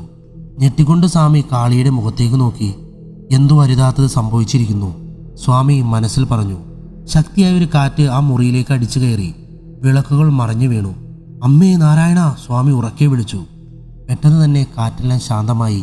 എന്തെല്ലാമോ മനസ്സിൽ കണ്ട് സ്വാമി നെഞ്ചിൽ കൈവച്ചു. എല്ലാം ഒരു ദുസ്സൂചനയായിരുന്നു. ചെമ്പാട് ഗ്രാമവും യക്ഷമിയും വിഷ്ണുനാരായണൻ തമ്മിലുള്ള ഒരു ത്രിമാന യുദ്ധം ആരംഭിക്കാൻ പോവുകയായിരുന്നു. ബോധം തെളിഞ്ഞ രാമചന്ദ്രൻ ആ ഇരുട്ടറയിൽ കിടന്ന് ഉറക്കെ നിലവിളിച്ചു. രക്ഷിക്കൂ, രക്ഷിക്കൂ, രാമചന്ദ്രൻ ഉറക്കെ നിലവിളിച്ചു. അയാൾ ആ വാതിൽ ആഞ്ഞു ചവിട്ടിക്കൊണ്ടേയിരുന്നു. കുറച്ചു കഴിഞ്ഞപ്പോഴാണ് ഒരുവൻ ഓടിക്കൊണ്ട് ആ ക്ഷേത്രത്തിനടുത്തേക്ക് വന്നത്. അയാളുടെ കാൽപെരുമാറ്റം കേട്ട് രാമചന്ദ്രൻ ഉറക്കെ നിലവിളിച്ചു. അതെ, അവിടെ ആരെങ്കിലും ഉണ്ടോ? എന്നെ രക്ഷിക്കൂ, അയാൾ ഉറക്കെ വിളിച്ചു പറഞ്ഞു. നിങ്ങൾ ഈ ചെയ്തത് എന്ത് വലിയ കുറ്റമാണെന്നോ? ഒരു ഗ്രാമത്തിലെ ജനങ്ങളെല്ലാം താൻ കാരണം നശിക്കാനിട വരുന്നു. അയാൾ പുറത്തു നിന്നും ഉറക്കെ വിളിച്ചു പറഞ്ഞു. ഇത് ആരാണ്? എന്നെ രക്ഷിക്കൂ, ദയവായി എന്നെ രക്ഷിക്കൂ, രാമചന്ദ്രൻ ഉറക്കെ പറഞ്ഞു. അയാൾ തൻ്റെ കയ്യിലുള്ള വെള്ളപ്പൊടി ആ വാതിലിലേക്ക് ഊതി. പെട്ടെന്ന് തന്നെ ആ വാതിൽ തുറന്നു വന്നു. രാമചന്ദ്രൻ പെട്ടെന്ന് തന്നെ ഉള്ളിൽ നിന്നും പുറത്തേക്ക് ചാടി. നന്ദി, വളരെ നന്ദി എന്നെ രക്ഷിച്ചതിന്, രാമചന്ദ്രൻ പറഞ്ഞു. താങ്കൾ ആരാണ്? എങ്ങനെയാണ് ഈ വാതിൽ തുറന്നത്? ആകാംക്ഷയോടെ രാമചന്ദ്രൻ ചോദിച്ചു. താങ്കൾ കാരണം ഒരു ഗ്രാമം ഇല്ലാതാകാൻ പോകുന്നു. എന്ത് ധൈര്യത്തിലാണ് ഈ ഇടമലക്കുടിയിലേക്ക് താങ്കൾ പ്രവേശിച്ചത്? ആ കുഞ്ഞിൻ്റെ ജീവൻ കൂടി എടുക്കാനാണോ? അയാൾ ദേഷ്യത്തോട് ചോദിച്ചു. രാമചന്ദ്രൻ അയാളെ അടിമുടിയൊന്ന് നോക്കി. കാഷായ വസ്ത്രം ധരിച്ചും മുടി നീട്ടി വളർത്തിയും രുദ്രാക്ഷമാലകളാലും അയാൾ ഒരു സ്വാമിയെ പോലെയായിരുന്നു രാമചന്ദ്രന് തോന്നിയത്. താങ്കൾ ആരാണ്? എങ്ങനെയാണ് ഇവിടെ വന്നത്? എവിടെയാണ് എൻ്റെ മീനു? രാമചന്ദ്രൻ സങ്കടത്തോടെ ചോദിച്ചു.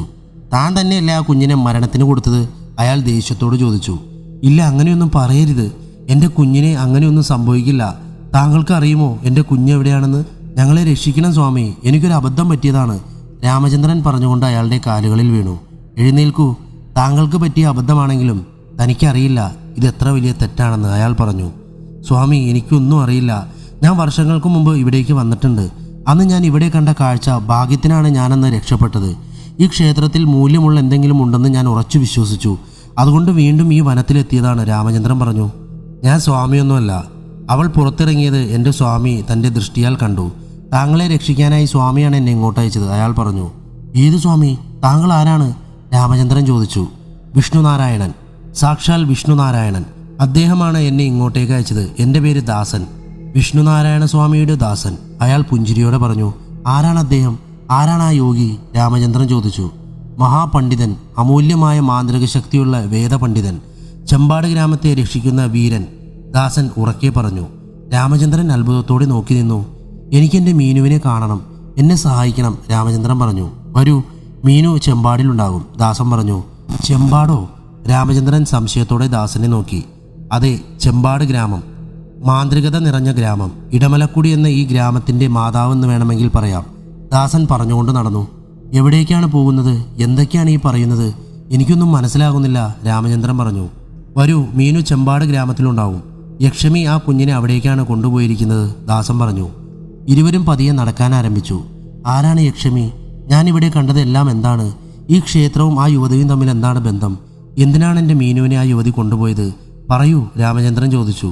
താങ്കൾ പറയുന്നത് പോലെ ഇതൊരു അമൂല്യ നിധിയും മറ്റുമുള്ള ക്ഷേത്രമല്ല, ഒരു സമാധിയാണ്, ദാസൻ പതിയെ പറഞ്ഞു. സമാധിയോ? രാമചന്ദ്രൻ പേടിയോടെ പറഞ്ഞു. അതെ, യക്ഷമയുടെ സമാധി. താങ്കൾ കണ്ട ആ യുവതിയാണ് യക്ഷമി. യക്ഷമിയെ തളയ്ക്കാനായി വിഷ്ണുനാരായണ സ്വാമികൾ തീർത്തതാണ് ഈ രുദ്രസമാധി, ദാസൻ പറഞ്ഞു. സത്യത്തിൽ ആരാണ് ഈ യക്ഷമി? എനിക്ക് മനസ്സിലാകുന്നില്ല. സമാധിയോ? എന്തിന്? രാമചന്ദ്രൻ ചോദിച്ചു. യക്ഷമിയുടെ പേര് കേട്ടാൽ ഭയന്നു വിറയ്ക്കുന്ന നാടായിരുന്നു ഈ ചെമ്പാട്. അവൾ തൻ്റെ ലക്ഷ്യങ്ങൾ നിറവേറ്റാനായി ശപഥമെടുത്തവളാണ്. അവൾക്കു മുമ്പിൽ മുനിയമ്മ ഭൈരവി പോലും ഒന്നുമല്ലായിരുന്നു.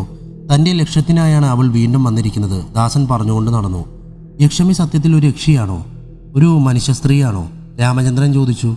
ദാസൻ തൻ്റെ നടത്തം മതിയാക്കി കണ്ണുരുട്ടിക്കൊണ്ട് രാമചന്ദ്രനെ നോക്കി. അയാളുടെ കണ്ണുകൾ ചുവന്നു വന്നു. യക്ഷമി ഈ ഗ്രാമം ഇരുട്ടിലാക്കാൻ വേണ്ടി വന്ന ദുഷ്ടയാണ്, ഒരുപാട് ശക്തിയുള്ള ദുർമന്ത്രവാദിനി. എൻ്റെ അമ്മയെ കൊന്നത് അവളാണ്, ദാസൻ പറഞ്ഞു. ദുർമന്ത്രവാദിനിയോ? രാമചന്ദ്രൻ സംശയത്തോടെ ചോദിച്ചു. അതെ, വർഷങ്ങൾക്ക് മുമ്പാണ് അത് സംഭവിച്ചത്. ചെമ്പഴന്തി ഗ്രാമത്തിൽ നിന്നും ഈ ചെമ്പാട് ഗ്രാമത്തിൽ എത്തിയതായിരുന്നു സൈരന്ധ്രിയും മകൾ യക്ഷമിയും. സൈരന്ധ്രി ഒരു മന്ത്രവാദിനിയായിരുന്നു. തൻ്റെ ശക്തി ആർജിക്കാനായി അവൾ ഈ ഗ്രാമം നശിപ്പിക്കാൻ ആരംഭിച്ചു. ഒരു ദിവസം ചെമ്പാട് ഗ്രാമത്തിലുള്ളവർ സംരക്ഷിച്ചു വരുന്ന തുളസി ക്ഷേത്രത്തിൽ അവൾ അതിക്രമിച്ചു കയറി. ദേവിയുടെ ശക്തിയുള്ള പടവാൾ അവൾ സ്വന്തമാക്കി. നാട്ടുകാർ ഈ ദുഷ്ടപ്രവൃത്തിയെ തടഞ്ഞു. എല്ലാവരും ഒത്തുചേർന്ന് അവൾക്കെതിരെ പ്രവർത്തിക്കാൻ തുടങ്ങി.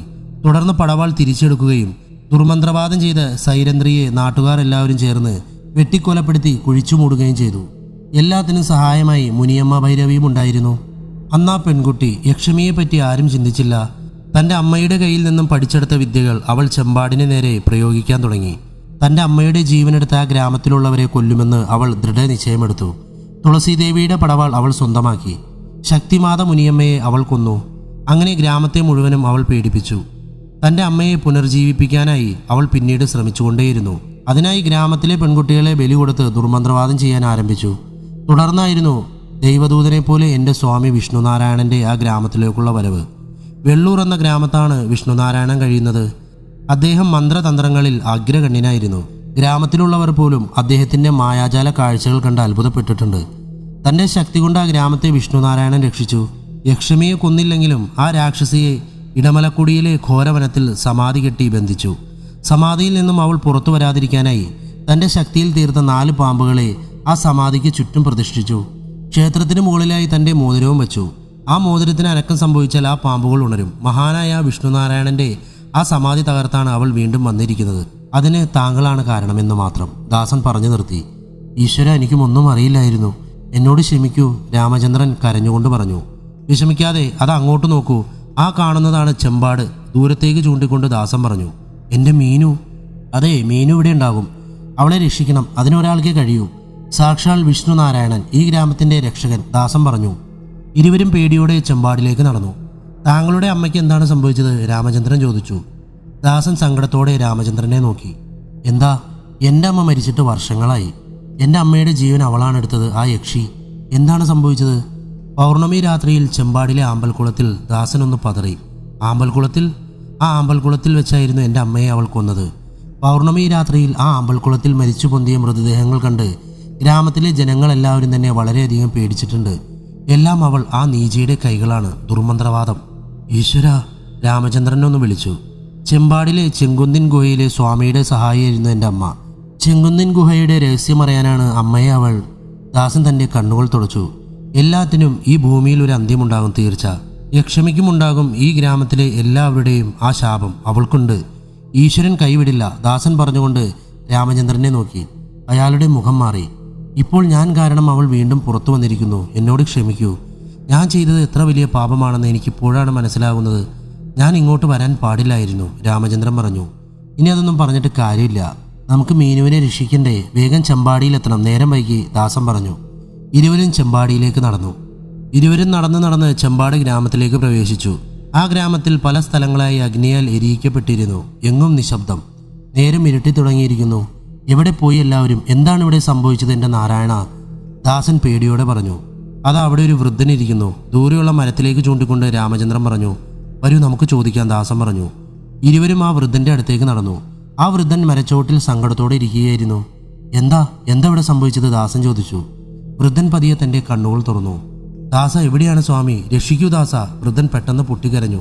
പറയൂ, എന്താണ് സംഭവിച്ചത്? വൃദ്ധൻ രാമചന്ദ്രനെയും ദാസനെയും മാറി മാറി നോക്കി.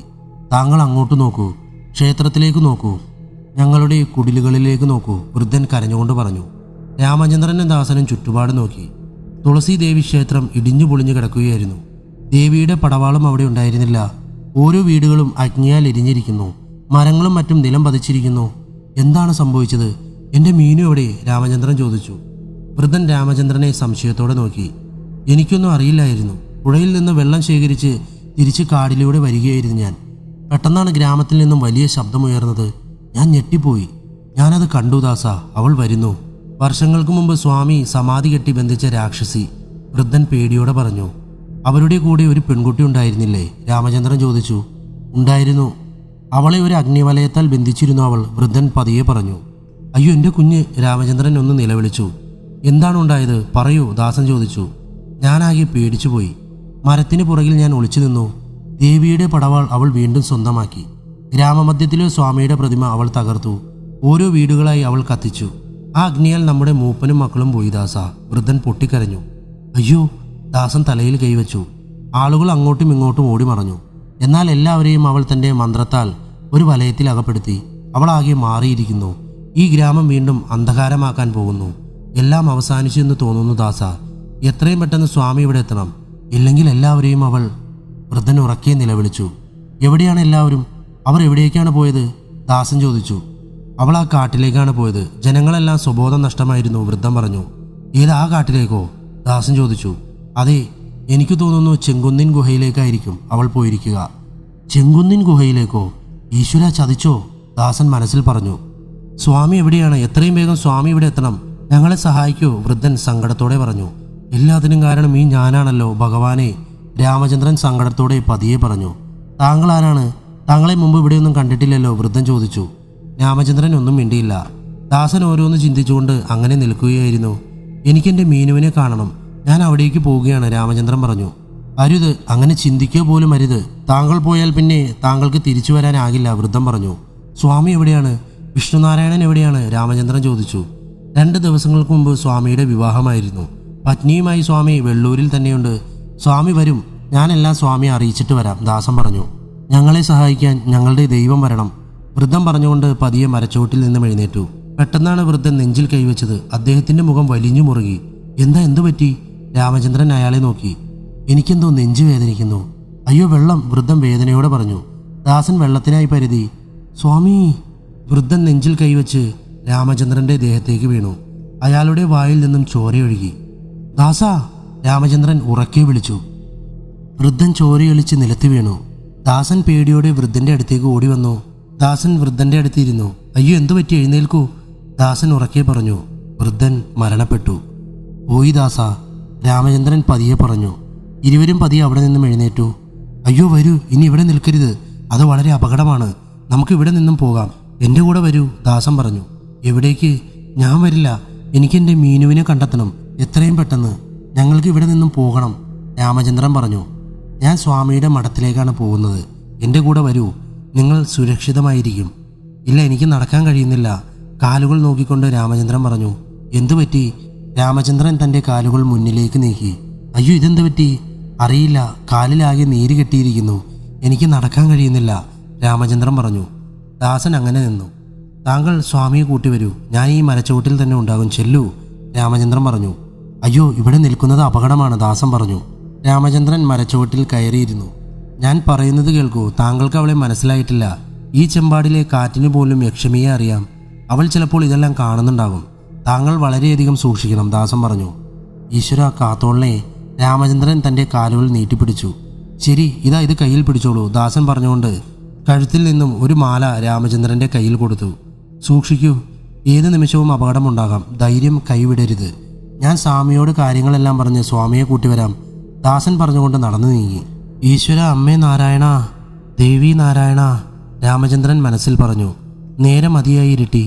ഗ്രാമമധ്യത്തിലെ ആ മരച്ചോട്ടിൽ അന്ധകാരത്തിൽ പേടിയോടെ രാമചന്ദ്രൻ ഇരുന്നു.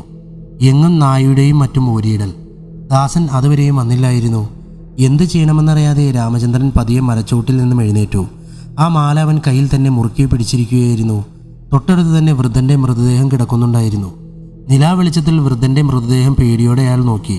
പെട്ടെന്നാണ് അയാൾ അത് ശ്രദ്ധിച്ചത്. വൃദ്ധൻ്റെ ഇരു കൈകളും മുകളിലേക്ക് ഉയരുന്നു.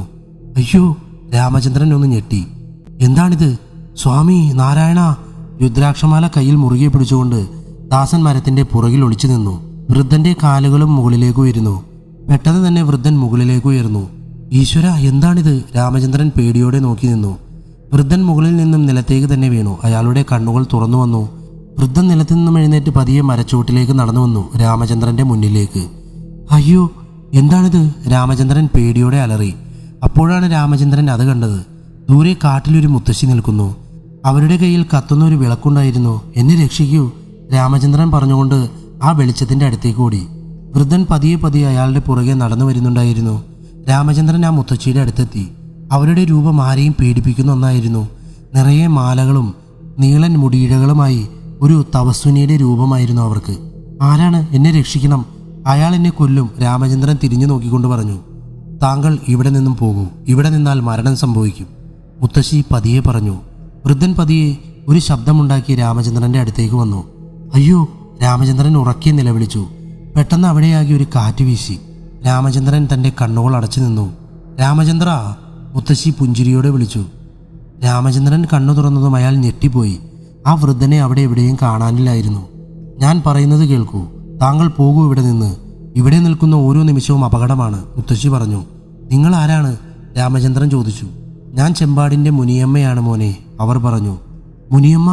ശക്തിമാത, ദാസൻ പറഞ്ഞത് എനിക്ക് ഓർമ്മ വരുന്നു, രാമചന്ദ്രൻ പറഞ്ഞു. അതേ, മുനിയമ്മ തന്നെ. നിങ്ങൾ വളരെ ശ്രദ്ധിക്കണം. യക്ഷമി താങ്കൾ വിചാരിക്കുന്ന പോലെയല്ല. ഒരുപാട് മന്ത്രതന്ത്രങ്ങൾ അറിയുന്ന ഒരു ദുർമന്ത്രവാദിനിയാണ്, മുനിയമ്മ പറഞ്ഞു. സ്വാമിയെ വിളിക്കാൻ ദാസൻ പോയിട്ടുണ്ട്. എനിക്കെൻ്റെ മീനുവിനെ രക്ഷിക്കണം, രാമചന്ദ്രൻ പറഞ്ഞു. മീനുവിനെ? അവൾ? അയ്യോ, എനിക്ക് ഓർക്കാൻ വയ്യ. തനിക്കാകുമോ അവളെ ഇവിടെ നിന്നും കൊണ്ടുപോകാൻ? മീനുവിനെ അവൾ ബലി കൊടുക്കും. അവളുടെ മാതാവിന് വേണ്ടി ഈ ഗ്രാമം അവൾ നശിപ്പിക്കും, എല്ലാവരെയും കൊല്ലും. താങ്കൾ വേഗം ഇവിടെ നിന്നും പോകൂ, മുനിയമ്മ പറഞ്ഞു. ഈശ്വരൻ, എൻ്റെ കുട്ടി! രാമചന്ദ്രൻ്റെ കണ്ണുകൾ നിറഞ്ഞു. പെട്ടെന്നാണ് കാടിൽ നിന്നും ഒരു പെൺകുട്ടിയുടെ കരച്ചിൽ മുഴങ്ങിയത്. എൻ്റെ മീനുവിൻ്റെ കരച്ചിലാണത്, രാമചന്ദ്രൻ പതിയെ പറഞ്ഞു. അയ്യോ, ഇവിടെ നിൽക്കരുത്, അങ്ങോട്ട് തിരിച്ചു പോകൂ, മുനിയമ്മ നിർബന്ധിച്ചു. ഇല്ല, എനിക്ക് അവിടേക്ക് പോകണം, എൻ്റെ കുഞ്ഞ് അവിടെയുണ്ട്. മോളെ മീനു, രാമചന്ദ്രൻ ഉറക്കെ വിളിച്ചു. അരുത്, പോകരുത്. അത് കേൾക്കുന്നത് ചെങ്കുന്നിൻ ഗുഹയിൽ നിന്നാണ്. യക്ഷമി അവിടെ ഉണ്ടാകും. രാമചന്ദ്രൻ വേഗം തന്നെ ശബ്ദം കേട്ട ഭാഗത്തേക്ക് നടന്നു. ഞാൻ പറയുന്നത് കേൾക്കൂ, പോകരുത്, മുനിയമ്മ വീണ്ടും പറഞ്ഞു. രാമചന്ദ്രൻ ഒന്നും ശ്രദ്ധിക്കാതെ കാട്ടിലൂടെ നടന്നു. അതെ, എനിക്കൊരു കാര്യം, രാമചന്ദ്രൻ തിരിഞ്ഞുകൊണ്ട് പറഞ്ഞു. എന്നാൽ അവിടെ മുനിയമ്മയെ കാണാനില്ലായിരുന്നു. രാമചന്ദ്രൻ മുന്നോട്ട് നടന്നു. എങ്ങും ചീവീടുകളുടെയും മറ്റും ശബ്ദം. നേരം വല്ലാതെ ഇരുട്ടിയിരുന്നു. അങ്ങനെ ദൂരെ നിന്നും നിലാവെളിച്ചത്തിൽ അയാൾ അത് കണ്ടു. ചെങ്കുന്നിൽ ഗുഹ. രാമചന്ദ്രൻ ആകെ പേടിയായി. അയാൾ ഗുഹയുടെ അടുത്തേക്ക് നടന്നു. ഗുഹയുടെ ഉള്ളിൽ പല ഭാഗത്തായി തീപ്പന്തങ്ങൾ തെളിഞ്ഞിരിക്കുന്നു. കയറുന്നതിനു മുമ്പായി അയാൾ തൻ്റെ കയ്യിലുള്ള ആ മാലയിലേക്കൊന്ന് നോക്കി. തുടർന്ന് അത് വേഗം തന്നെ കഴുത്തിൽ ധരിച്ചു. പേടിയോടെ വിറച്ചുകൊണ്ട് രാമചന്ദ്രൻ ഗുഹയിലേക്ക് പ്രവേശിച്ചു. എന്നാൽ അതിൻ്റെ ഉള്ളിൽ ആരെയും കാണാനില്ലായിരുന്നു. അയാൾ മുന്നോട്ട് നടന്നു. അപ്പോഴാണ് അയാളുടെ കണ്ണുകൾ അവിടേക്ക് പോയത്. ഗുഹയുടെ ഒരു വിടവിൽ നിന്നും വെള്ളം ഒഴുകി വരുന്നു. മീനു, അയാൾ പതിയെ വിളിച്ചു. ഈശ്വര, എവിടെയാണ് എല്ലാവരും? രാമചന്ദ്രൻ പറഞ്ഞുകൊണ്ട് പേടിയോടെ ആ വിടവിലൂടെ എത്തി നോക്കി. അതിൻ്റെ ഉള്ളിൽ നിറച്ച് ചെടികളും വെള്ളമൊഴുകുന്ന ചാലുകളും മറ്റുമായിരുന്നു. അയാൾ പതിയെ ആ പടയിടുക്ക് ഒന്നമർത്തി. പെട്ടെന്ന് തന്നെ അത് 2 ഭാഗങ്ങളായി തുറന്നു വന്നു. ഭഗവാനെ, എന്താണിത്? എനിക്ക് പേടിയാകുന്നു. ഈശ്വര, രാമചന്ദ്രൻ പതിയെ പറഞ്ഞുകൊണ്ട് ഉള്ളിലേക്ക് കയറി. മീനു, നീ എവിടെയാ? രാമചന്ദ്രൻ വിളിച്ചു. ഒരു തണുത്ത കാറ്റ് അതിൻ്റെ ഉള്ളിൽ ആകെ വ്യാപിച്ചു. പേടിയോടെ അയാൾ മുന്നോട്ട് നടന്നു. അവിടെ നടുക്കായി ഒരു തിരി എണ്ണയിൽ കത്തിക്കൊണ്ട് ഇരിക്കുന്നുണ്ടായിരുന്നു. അപ്പോഴാണ് അയാൾ അത് കണ്ടത്. കുറച്ചു മാറി വളരെ വലിയൊരു മണ്ണിൻ പുറ്റ്, അതിനെ ചുറ്റി പത്തി വിടർത്തിയിരിക്കുന്ന സാക്ഷാൽ സർപ്പവും. അവയ്ക്ക് ചുറ്റും ചെറിയ ചെറിയ ചെടികളും വള്ളികളുമായി വളരെ മനോഹരമായിരുന്നു അവിടം.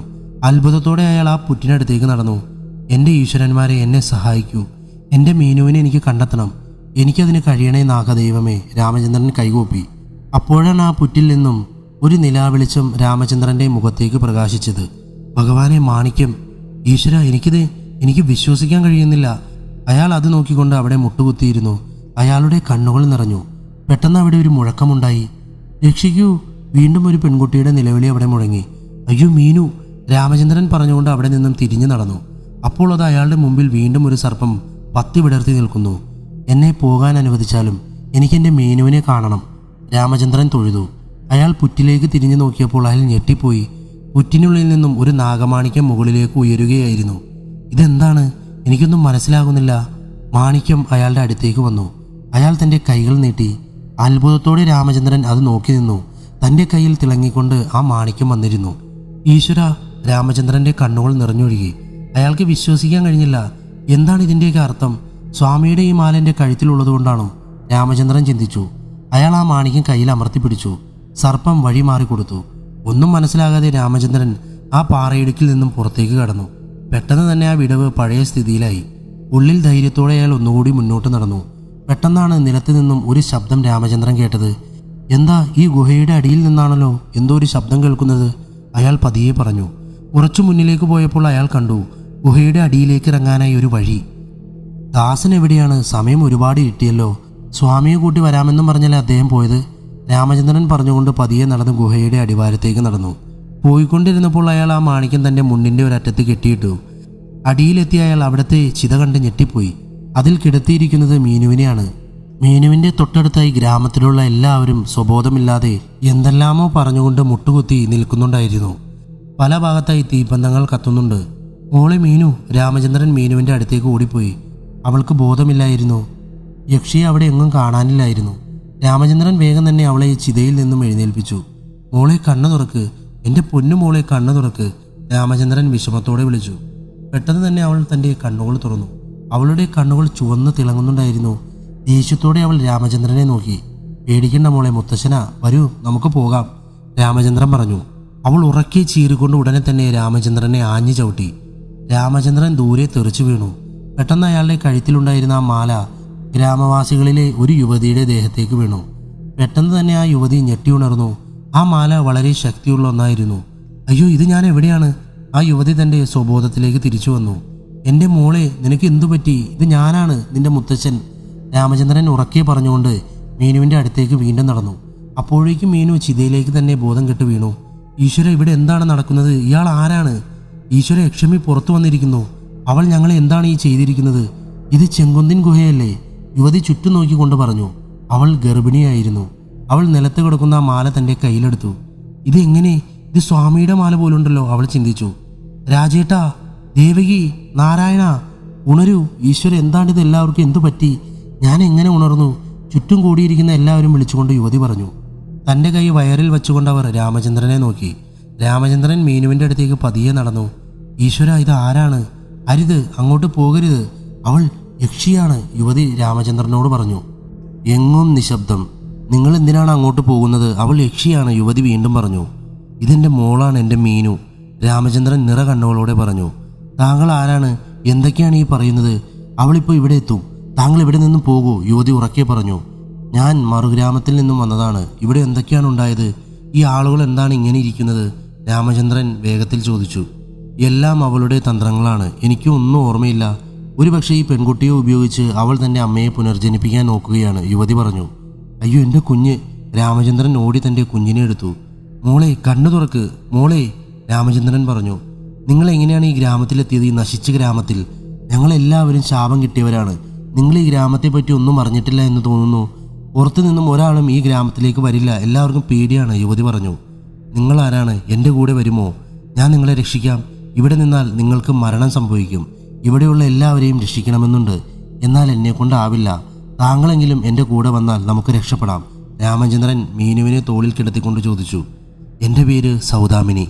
ഒരുപാട് വർഷമായി ഞാൻ ഈ ഗ്രാമത്തിൽ കഴിയുന്നു. മതിയായി എനിക്കെൻ്റെ ഈ വയറ്റിൽ വളരുന്ന ഈ കുഞ്ഞിനു വേണ്ടി എനിക്ക് ജീവിക്കണം. പോകാം, ഞാനും വരുന്നു. രാമചന്ദ്രൻ അവിടെ ഇരിക്കുന്ന എല്ലാവരെയും ഒന്ന് നോക്കി. എല്ലാവരും കണ്ണുകളടച്ച് അങ്ങനെ ഇരിക്കുകയായിരുന്നു. അവരെ നോക്കിയിട്ട് കാര്യമില്ല. യക്ഷമി ഏത് നിമിഷവും ഇവിടെ എത്തും, നമുക്ക് രക്ഷപ്പെടാം. സൗദാമിനി പേടിയോടെ പറഞ്ഞു. വരൂ, രാമചന്ദ്രൻ പറഞ്ഞു. അയ്യോ! ആ രാമചന്ദ്രൻ്റെ പുറകിലേക്ക് നോക്കിക്കൊണ്ട് സൗദാമിനി നിലവിളിച്ചു. രാമചന്ദ്രൻ തിരിഞ്ഞു നോക്കിയപ്പോൾ അതാ നിൽക്കുന്നു പുഞ്ചിരിയോടെ യക്ഷമി. അവളുടെ മുടിയിഴകൾ കാറ്റിൽ പാറിക്കളിക്കുന്നുണ്ടായിരുന്നു. എനിക്ക് പേടിയാകുന്നു. സൗദാമിനി രാമചന്ദ്രൻ്റെ പുറകിൽ ഒളിച്ചു. എൻ്റെ കണ്ണ് വെട്ടിച്ച് നിനക്ക് എവിടേക്കും പോകാനാവില്ല. ഞാൻ യക്ഷമിയാണ്, മന്ത്രതന്ത്രങ്ങളുടെ റാണി. ഗ്രാമമധ്യത്തിൽ നിന്നും മുനിയമ്മ നിന്നെ രക്ഷിച്ചു. ഇനി നിന്നെ ആര് രക്ഷിക്കും? യക്ഷമി പറഞ്ഞുകൊണ്ട് രാമചന്ദ്രൻ്റെ അടുത്തേക്ക് വന്നു. അയ്യോ, ഞങ്ങളെ ഒന്നും ചെയ്യരുത്, ഞങ്ങളെ വെറുതെ വിടൂ, രാമചന്ദ്രൻ കരഞ്ഞുകൊണ്ട് അപേക്ഷിച്ചു. യക്ഷമി മന്ത്രങ്ങൾ ഉരുവിടാൻ തുടങ്ങി. പെട്ടെന്ന് തന്നെ മൂവരും മുകളിലേക്ക് ഉയർന്നു. രാമചന്ദ്രൻ മീനുവിനെ മുറുകെ പിടിച്ചിരുന്നു. അയ്യോ സ്വാമി, രക്ഷിക്കൂ! സൗദാമിനി ഉറക്കി വിളിച്ചു പറഞ്ഞു. പെട്ടെന്ന് തന്നെ മൂവരും നിലത്തേക്ക് തന്നെ പതിച്ചു. സൗദാമിനി ഒരു പാറയിടുക്കിൽ ചെന്ന് വീണു. ആ അമ്മേ! സൗദാമിനി ഉറക്കെ നിലവിളിച്ചു. അയ്യോ, എനിക്ക് വേദനിക്കുന്നു അമ്മ! സൗദാമിനി വയറിൽ കൈവച്ചുകൊണ്ട് ഉറക്കെ നിലവിളിച്ചു. രാമചന്ദ്രൻ വേഗം അവരെ എഴുന്നേൽപ്പിച്ചു. സൗദാമിനിയെ ചേർത്ത് പിടിച്ചു. അയ്യോ, ഞങ്ങളിൽ ഒന്നും ചെയ്യരുത്, ദയവ് ചെയ്ത് ഞങ്ങളെ പോകാൻ അനുവദിക്കൂ, രാമചന്ദ്രൻ പറഞ്ഞു. എനിക്ക് തല കറങ്ങുന്നു, ദേവി രക്ഷിക്കൂ, സൗദാമിനി പറഞ്ഞു. ആ പെൺകുട്ടി എനിക്ക് വേണം, യക്ഷമി ഉറക്കെ പറഞ്ഞു. അപ്പോഴാണ് രാമചന്ദ്രൻ ആ കാഴ്ച കണ്ടത്. ദൈവദൂതിനെ പോലെ വിഷ്ണുനാരായണനും ദാസനും നടന്നു വരുന്നു. ശക്തമായ കാറ്റ് വീശി. യക്ഷമിയുടെ കണ്ണുകൾ വിടർന്നു. അവൾ ഉറക്കെ നിലവിളിച്ചു. അവർ വേഗം തന്നെ സ്വാമിയുടെ അടുത്തേക്ക് ഓടി. എന്നോട് ക്ഷമിക്കൂ സ്വാമി, എനിക്കൊരു അബദ്ധം പറ്റിയതാണ്, രക്ഷിക്കൂ സ്വാമി, ആ രാക്ഷസി ഞങ്ങളെ കൊല്ലും, രാമചന്ദ്രൻ പറഞ്ഞു. വിഷ്ണുനാരായണൻ ദേഷ്യത്തോടെ യക്ഷമിയെ നോക്കി. എനിക്കറിയാം നീ വരുമെന്ന്, യക്ഷമി ഉറക്കെ പറഞ്ഞു. സ്വാമി സൂക്ഷിക്കണം, ദാസൻ പതിയെ പറഞ്ഞു. ആ അമ്മേ! സൗദാമിനി വീണ്ടും വയറിൽ അമർത്തി കരയാൻ തുടങ്ങി. അയ്യോ, വേഗം ഇവിടെ നിന്നും പോകൂ, ഈ യുവതിയെ വേഗം കൊണ്ടുപോകൂ, വിഷ്ണുനാരായണൻ പതിയെ പറഞ്ഞു. സ്വാമി ഇത്... രാമചന്ദ്രൻ തൻ്റെ മുണ്ടിൻ്റെ കെട്ടിൽ നിന്നും ഒരു നാഗമാണിക്യം എടുത്ത് സ്വാമിയെ ഏൽപ്പിച്ചു. ദാസൻ ഞെട്ടിക്കൊണ്ട് ആ മാണിക്യം നോക്കി. ഇതെങ്ങനെ? ഇദ്ദേഹത്തിൻ്റെ കയ്യിൽ ദാസൻ മന്ത്രിച്ചു. വിഷ്ണുനാരായണൻ പുഞ്ചിരിയോടെ ദാസനെ നോക്കി. സ്വാമി, എനിക്ക് തോന്നുന്നു ഈ മാണിക്യത്തിൻ്റെ ശക്തിയാൽ അവളെ ഇല്ലാതാക്കാൻ കഴിയും, രാമചന്ദ്രൻ പറഞ്ഞു. നാഗമാണിക്യം കണ്ട യക്ഷമി ഞെട്ടിക്കൊണ്ട് അങ്ങനെ നിന്നു. ദേഷ്യത്തോടെ അവളുടെ കണ്ണുകളിൽ നിന്നും തീഗോളങ്ങൾ പുറത്തേക്ക് വന്നു. സ്വാമി ആ മാണിക്യം അവൾക്ക് നേരെ നീട്ടി. പെട്ടെന്ന് തന്നെ അഗ്നിഗോളങ്ങൾ അവസാനിച്ചു. നിങ്ങൾ പോകൂ, എത്രയും വേഗം സൗദാമിനിയെയും കൂട്ടി ഇവിടെ നിന്ന് പോകൂ, ദാസൻ പറഞ്ഞു. ശരി, ഞങ്ങൾ പോകുന്നു. മൂവരും ഗുഹയ്ക്ക് പുറത്തേക്ക് ഓടി. ഗ്രാമമധ്യത്തിലെത്തി. നമുക്ക് പോകാം, ഈ ഗ്രാമത്തിൽ നിന്നും പോകാം, എനിക്കിവിടെ നിൽക്കണ്ട, സൗദാമിനി പറഞ്ഞു. മോളെ എഴുന്നേൽക്ക്, പേടിക്കാതെ, തോളിൽ കിടക്കുന്ന മീനുവിനെ രാമചന്ദ്രൻ തട്ടി വിളിച്ചു. എന്നാൽ അവൾ ഉണർന്നില്ല. നേരം വെളുക്കാൻ തുടങ്ങി. പെട്ടെന്നാണ് ഒരു വലിയ ശബ്ദം അവിടെ ആകെ മുഴങ്ങിയത്. ഇരുവരും വേഗം ഗുഹയിലേക്ക് നോക്കിയപ്പോൾ അവർ ഞെട്ടിപ്പോയി. ചെങ്കുന്നിൻ ഗുഹ ഇടിഞ്ഞു പൊളിയുകയായിരുന്നു. എൻ്റെ സ്വാമി, രാമചന്ദ്രൻ വിളിച്ചു. എല്ലാം ശാന്തമായി, എങ്ങും നിശബ്ദം. അയ്യോ, എന്താത്? സൗദാമിനിയും രാമചന്ദ്രനും അങ്ങനെ നോക്കി നിന്നു. ആ കാഴ്ച കണ്ട് ഇരുവരും സന്തോഷത്തോടെ നിറകണ്ണുകളോടെ കൈകൂപ്പി നിന്നു. ഉറച്ച മനസ്സോടെ ചെമ്പാടിൻ്റെ ദൈവം നടന്നു വരികയായിരുന്നു. ഒരു ഗ്രാമത്തിലെല്ലാവരെയും സംരക്ഷിച്ച് അവരെ എല്ലാവരെയും ഒത്തുപിടിച്ച് അവരുടെ മനസ്സിൽ ധൈര്യം നിറച്ച് ദേവിയുടെ പടവാളുമായി നടന്നു വരികയായിരുന്നു സാക്ഷാൽ വിഷ്ണുനാരായണൻ. ആ കാലുകളിൽ വീണൊന്ന് നന്ദി പറയണമെന്നുണ്ടെനിക്ക്, രാമചന്ദ്രൻ മനസ്സിൽ പറഞ്ഞു. അപ്പോഴാണ് ഇരുവരും മറ്റൊരു അത്ഭുതം കൂടി കണ്ടത്. ചെങ്കുന്നിൻ ഗുഹ ഇടിഞ്ഞു പൊളിഞ്ഞു വീണെങ്കിലും നാഗദൈവങ്ങൾ കുടികൊള്ളുന്ന ആ വലിയ പുറ്റ് അങ്ങനെ തന്നെ അവിടെ നിൽക്കുകയായിരുന്നു, ഒരു പോറൽ പോലും ഏൽക്കാതെ. വിഷ്ണുനാരായണനും ദാസനും എല്ലാവരും ഞങ്ങളുടെ അടുത്തേക്ക് നടന്നു വന്നു. അപ്പോഴേക്കും സൗദാമിനിക്ക് പ്രസവവേദന വളരെ അധികമായിരുന്നു. ഗ്രാമത്തിലുള്ള എല്ലാവർക്കും അതിയായ സന്തോഷമായിരുന്നു. എന്നാൽ എനിക്ക്... രാമചന്ദ്രൻ പൊട്ടിക്കരഞ്ഞുകൊണ്ട് തൻ്റെ കഥ പറയുന്നത് അവസാനിപ്പിച്ചു. എന്താണ്? എന്തുപറ്റി? ആദിത്യൻ ചോദിച്ചു. രാമചന്ദ്രൻ തൻ്റെ കണ്ണുകൾ തുടച്ചു. കരയാതെ മുത്തശ്ശ, മീനു കസാരയിൽ ഇരുന്നു കൊണ്ട് പറഞ്ഞു. എന്താണ്? യക്ഷമി മരിച്ചില്ലേ? ഗ്രാമം പൂർണ്ണസ്ഥിതിയിലായില്ലേ? പിന്നെ എന്തിനാണ് വിഷമിക്കുന്നത്? ആദിത്യൻ ചോദിച്ചു. ഗ്രാമത്തിലുള്ളവർക്ക് സന്തോഷമായിരുന്നു. എന്തെന്നാൽ അവർക്ക് അവരുടെ ജീവിതം തിരിച്ചു കിട്ടി. യക്ഷമി മരണപ്പെട്ടു. എന്നാൽ എനിക്ക് വലിയ നഷ്ടമാണുണ്ടായത്. എൻ്റെ കുഞ്ഞ്, എൻ്റെ മീനു എന്നെ വിട്ടുപോയി, രാമചന്ദ്രൻ കരഞ്ഞുകൊണ്ട് പറഞ്ഞു. എന്ത്? ആദിത്യൻ ഞെട്ടി. അതെ, അവൾ ആ ചിതയിൽ കിടന്ന് തന്നെ മരിച്ചിരുന്നു. അത്രയും നേരം ഞാൻ എടുത്തു നടന്നിട്ടും പുറത്തേക്ക് എടുത്തുകൊണ്ട് വരുമ്പോഴെല്ലാം അവൾക്ക് ജീവനുണ്ടായിരുന്നില്ല. കണ്ണുകൾ തുടച്ചുകൊണ്ട് രാമചന്ദ്രൻ കസാരയിലേക്ക് നോക്കി. ആദിത്യൻ ഒന്നും പറയാതെ തലകുനിച്ചു. ചെമ്പാടിയിലെ വൈദ്യൻ ഗോവിന്ദനാണ് നിന്റെ അമ്മയെ ശുശ്രൂഷിച്ചത്. അങ്ങനെ സൗദാമിനി പ്രസവിച്ചു. നേരം വെളുത്തപ്പോൾ തന്നെ എൻ്റെ മീനുവിൻ്റെ മൃതശരീരവുമായി ഞാൻ ചെമ്പാടിയിൽ നിന്നും പുറത്തേക്കിറങ്ങി. കൂടെ സൗദാമിനിയും കുഞ്ഞുമുണ്ടായിരുന്നു. ചെമ്പാടിലെ സ്വാമി എന്നോട് ഒരുപാട് സംസാരിച്ചു. എന്നോട് പോകരുതെന്ന് പറഞ്ഞു. എന്താവശ്യമുണ്ടെങ്കിലും സ്വാമിയെ കാണാൻ പറഞ്ഞു. എന്നാൽ സ്വാമിയോട് ഞാൻ ഒരേ ഒരു ആവശ്യമേ ചോദിച്ചുള്ളൂ, എനിക്കെൻ്റെ മീനുവിനെ തിരിച്ചു വേണമെന്ന്. സ്വാമിക്ക് അതിന് ഉത്തരമില്ലായിരുന്നു. ഏറെ നേരത്തെ ചിന്തയ്ക്ക് ശേഷം സ്വാമി എന്നോട് തനിച്ച് സംസാരിച്ചു. തുടർന്ന് സ്വാമിയുടെ അനുഗ്രഹവുമായി ഞാൻ ചെമ്പാടിയിൽ നിന്ന് വിട പറഞ്ഞു. എല്ലാത്തിനും ഞാനാണ് കാരണം. ചെമ്പാടിനെപ്പറ്റി അറിഞ്ഞതും ഇടമലക്കുടിയിലെത്തിയതും ആ ക്ഷേത്രം കണ്ടെത്തിയതും അതിനുള്ളിൽ നിന്ന് യക്ഷമിയെ പുറത്താക്കിയതും അവസാനം എൻ്റെ മീനുവിനെ കുരുതി കൊടുത്തതും എല്ലാത്തിനും കാരണം ഈ ഞാൻ ഒറ്റയാളാണ്. രാമചന്ദ്രൻ കരഞ്ഞു പറഞ്ഞു. എന്തിനായിരിക്കും എൻ്റെ അമ്മ ചെമ്പാട് ഗ്രാമം വിട്ട് ഇവിടേക്ക് പോയിട്ടുണ്ടാവുക? ആദിത്യൻ ചോദിച്ചു. അറിയില്ല മോനെ, ഒരുപക്ഷെ അവർക്ക് അവിടെ നിൽക്കാൻ പിന്നീട് തോന്നിക്കാണില്ല. ഒരു വിധത്തിൽ പറഞ്ഞാൽ ശാപം പിടിച്ച മണ്ണാണ് ആ ചെമ്പാട് എൻ്റെ ദൃഷ്ടിയിൽ. ആദിത്യൻ നെറ്റി ചുളിച്ചു. ഞാനൊരു കാര്യം പറയട്ടെ, ഇത് ശ്രദ്ധിച്ചോളൂ. ചെമ്പാടിൻ്റെ നാശത്തിന് കാരണം ഈ ചെമ്പാട് തന്നെയാണ്. എന്ന് വച്ചാൽ? ആദിത്യൻ സംശയത്തോട് ചോദിച്ചു. മുത്തശ്ശ മരുന്ന് കഴിച്ചോ? ഇല്ലല്ലോ, മീനു പുഞ്ചിരിയോട് ചോദിച്ചു. അയ്യോ, അത് ഞാൻ മറന്നു, രാമചന്ദ്രൻ പറഞ്ഞുകൊണ്ട് കസാരയിൽ നിന്നും എഴുന്നേറ്റു. എന്തു മറന്നു? സാർ എന്താ പറയുന്നത്? മനസ്സിലായില്ല, ആദിത്യൻ ചോദിച്ചു. രാമചന്ദ്രൻ ആദിത്യൻ്റെ പുറകിലെ കസാരയിലേക്ക് നോക്കി. മീനു പുഞ്ചിരിയോടെ അങ്ങനെ ഇരിക്കുകയായിരുന്നു. ആദിത്യൻ പുറകിലേക്ക് തിരിഞ്ഞു നോക്കി. അവിടെ ആരും തന്നെ ഇല്ലായിരുന്നു. ഒന്നുമില്ല, ഞാനിപ്പോൾ വരാം. ആഹാരശേഷം 1-2 മരുന്നുകളുണ്ട്, കഴിക്കട്ടെ, രാമചന്ദ്രൻ പറഞ്ഞുകൊണ്ട് മുറിയിലേക്ക് പോയി. ആദിത്യന് തൻ്റെ അമ്മയുടെ മുഖം ഓർമ്മ വന്നു. ആ പറയൂ, എന്താണ് താങ്കൾ ചോദിച്ചത്? മുറിയിൽ നിന്ന് രാമചന്ദ്രൻ പുറത്തിറങ്ങി. അത് പിന്നെ ചെമ്പാടിലെ നാശത്തിന് കാരണം ചെമ്പാട് തന്നെയാണെന്ന് പറഞ്ഞില്ലേ? ആദിത്യൻ ചോദിച്ചു. അതെ, അത് തന്നെ സത്യം. ഒരുപാട് മന്ത്രതന്ത്രങ്ങളുടെ കലവറയാണ് ചെമ്പാട്. നാഗമാണിക്യം കുടികൊള്ളുന്ന തുളസീദേവി പ്രത്യക്ഷപ്പെടുന്ന സാക്ഷാൽ വിഷ്ണുനാരായണൻ നിലനിൽക്കുന്ന ചെമ്പാട്. അവിടെ ഓരോ ദുഷ്പ്രവൃത്തികൾ തനിയെ പൊങ്ങിവരും. നീചന്മാർ ഇനിയും ഉണ്ടാവും ചെമ്പാട് ഗ്രാമം നശിപ്പിക്കാൻ. പെട്ടെന്നാണ് ആദിത്യൻ്റെ കഴുത്തിൽ ധരിച്ചിരുന്ന മാല രാമചന്ദ്രൻ കണ്ടത്. ഈ മാല ഞാൻ എവിടെയോ, രാമചന്ദ്രൻ പറഞ്ഞു. എനിക്ക് തോന്നുന്നു ഇത് സാറിൻ്റെ തന്നെയാണെന്ന്. അമ്മ എനിക്ക് നൽകിയതാണിത്. ആദിത്യൻ കഴുത്തിൽ നിന്ന് ഊരാൻ നോക്കി. അരുത്, താങ്കളുടെ കഴുത്തിൽ തന്നെ കിടക്കട്ടെ. വളരെ ശക്തിയുള്ള ഒന്നാണിത്. ഇത് താങ്കളെ രക്ഷിക്കും, രാമചന്ദ്രൻ പറഞ്ഞു. ആദിത്യൻ പുഞ്ചിരിച്ചു. സാർ പിന്നീട് ചെമ്പാടിലേക്ക് പോയിരുന്നോ? സ്വാമിയെ കണ്ടിരുന്നോ? ആദിത്യൻ ചോദിച്ചു. ഞാൻ പോയിരുന്നു, കുറച്ചു വർഷങ്ങൾക്ക് മുമ്പ്. ഗ്രാമത്തിലെത്തിയ ഞാൻ ഞെട്ടലോടെ അതറിഞ്ഞു. എന്ത്? അത് വിഷ്ണുനാരായണൻ മരണപ്പെട്ടു. എന്ത്? സ്വാമി മരിച്ചെന്നോ? എങ്ങനെ? ആദിത്യൻ ഞെട്ടി. വിഷ്ണുനാരായണന്റെ മരണം കേട്ട് ഞെട്ടിക്കൊണ്ടിരിക്കുകയാണ് ആദിത്യൻ. എന്താണ് ഈ പറയുന്നത്? സത്യമാണോ? അതെ, വിഷ്ണുനാരായണനെ കൊന്നു, രാമചന്ദ്രൻ പതിയെ പറഞ്ഞു. എന്ത്? ആര്? ഇത്രയും വലിയ യോഗിയെ, പണ്ഡിതനെ ആരാണ് ഈ ക്രൂരത കാട്ടിയത്? ആദിത്യൻ ചോദിച്ചു. ഞാൻ പറയാം. ഞാൻ ചെമ്പാടിയിൽ നിന്നും പോയതിനു ശേഷവും ഒരുപാട് കാര്യങ്ങൾ ചെമ്പാടിയിൽ നടന്നു. പുതിയ തുളസി ക്ഷേത്രം പണിത് ഗ്രാമം മാറി തുടങ്ങി. ആളുകൾ കൂടി, എല്ലാവരും വലുതായി. മരങ്ങളും ചെടികളും എല്ലാമായി നിറഞ്ഞു. ഇടമലക്കുടിയിലെ ആ യക്ഷി സമാധി പൊളിച്ചു. അവിടെ ശിവപ്രതിഷ്ഠ നടത്തി. അങ്ങനെ ഒരുപാട് മാറ്റങ്ങൾ ചെമ്പാടിയിൽ സംഭവിച്ചു. രാമചന്ദ്രൻ കഥയിലേക്ക് പ്രവേശിച്ചു. വർഷങ്ങൾ കടന്നുപോയി. ചെമ്പാട് ഗ്രാമം. സമയം 6 മണിയായല്ലോ. ദേവി, അവൾ ഇതുവരെ വന്നില്ലല്ലോ. പരിഭ്രമത്തോടെ നാരായണൻ വാതിലിനരികിൽ നിന്നു. അതേ കേട്ടോ, പേടിയോടെ പുറകിൽ നിന്നും ദേവിയും പറഞ്ഞു. പെട്ടെന്നാണ് ആകെ കാറ്റ് വീശിയത്. മഴയും തുടങ്ങി. ഈശ്വര, ഇവളിത് എവിടെയാ? ഞാൻ പറഞ്ഞിട്ടുള്ളതാ, സന്ധ്യ ആവുമ്പോഴേക്കും ഇങ്ങ് വീട്ടിൽ കയറണമെന്ന്, നാരായണൻ പറഞ്ഞുകൊണ്ട് പേടിയോടെ മുറ്റത്തേക്ക് ഇറങ്ങി. നാരായണേട്ടാ, എനിക്ക് പേടിയാവുന്നു, ഏട്ടനൊന്ന് നോക്കി വരൂ, ദേവി പറഞ്ഞു. നീ ഉള്ളിലേക്ക് കയറിക്കോ, ഞാൻ നോക്കിയിട്ട് വരാൻ, നാരായണൻ പറഞ്ഞു. ശ്രദ്ധിക്കണേ, ദേവി പതിയെ പറഞ്ഞു. നാരായണൻ പേടിയോടെ നടന്നു. നാരായണൻ ചുറ്റുമുള്ള വീടുകളിലേക്ക് നോക്കി. എല്ലാവരും ലൈറ്റുകൾ അണച്ചിരിക്കുന്നു. കുറച്ചു നടന്നപ്പോൾ അയാൾ കണ്ടു, തൻ്റെ മകൾ നടന്നു വരുന്നു. പുറകിൽ ഒരു യുവതിയും. ആ യുവതി ഒരു തുണിക്കെട്ട് തൻ്റെ കയ്യിൽ മുറുകെ പിടിച്ചിരിക്കുന്നു. ഇതാരാണ്? നാരായണൻ മനസ്സിൽ പറഞ്ഞു. അവർ അടുത്തെത്തി. നാരായണനെ കണ്ടത് യുവതി നടത്തമൊന്ന് നിർത്തി. എന്താ ആർച്ച? എന്താ നിൽക്കുന്നത്? വരൂ, നാരായണന്റെ മകൾ ദേവയാമി പറഞ്ഞു. അവിടെ ആരും നിൽക്കുന്നു ആർച്ച, പതിയെ പറഞ്ഞു. അയ്യോ പേടിക്കണ്ട, അതെൻ്റെ അച്ഛനാണ് നാരായണൻ, ദേവയാമി പറഞ്ഞു. ഇരുവരും നാരായണന് മുമ്പിലെത്തി. എന്താ മോളെ, ഞങ്ങളാകെ പേടിച്ചു പോയല്ലോ. എന്താ, ഇത് സമയം 6 മണി കഴിഞ്ഞു. അമ്മ നിന്നെ കാത്തിരിക്കുക, വേഗം വരൂ, നാരായണൻ പറഞ്ഞു.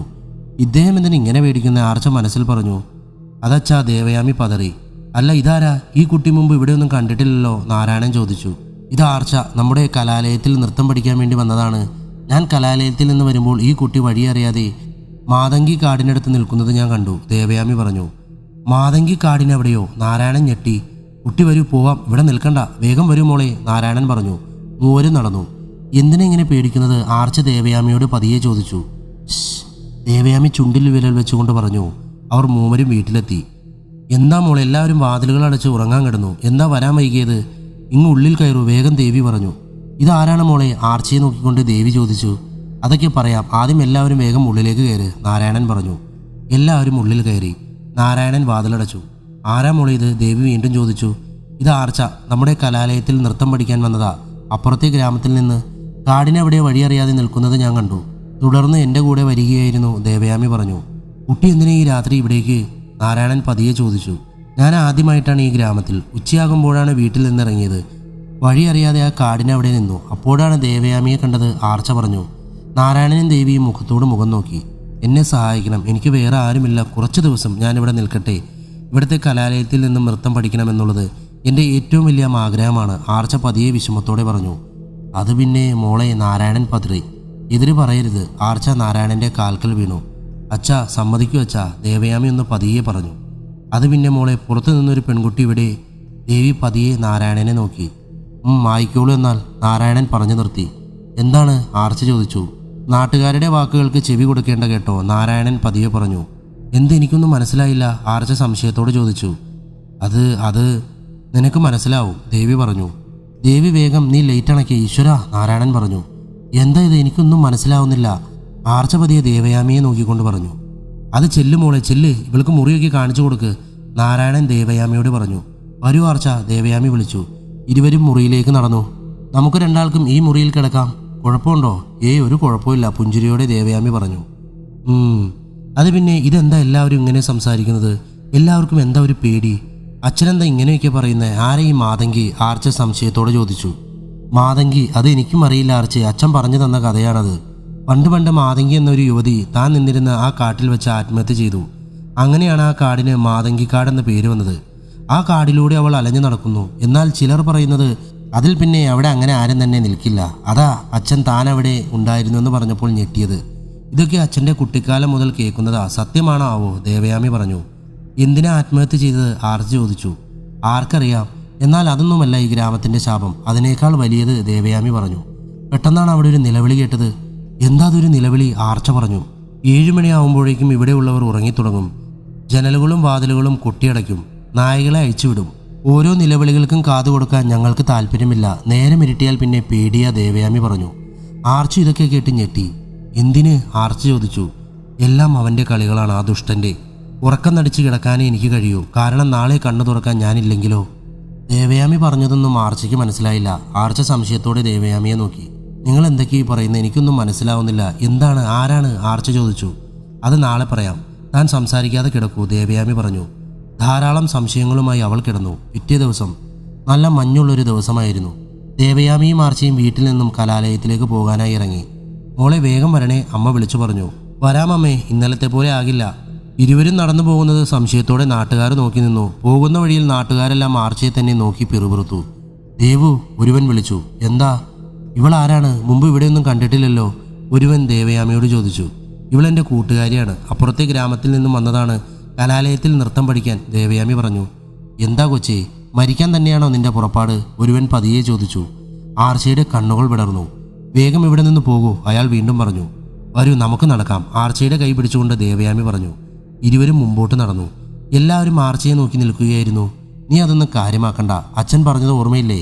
നാട്ടുകാരുടെ വാക്കുകൾക്ക് ചെവി കൊടുക്കണ്ട, ദേവയാമി പറഞ്ഞു.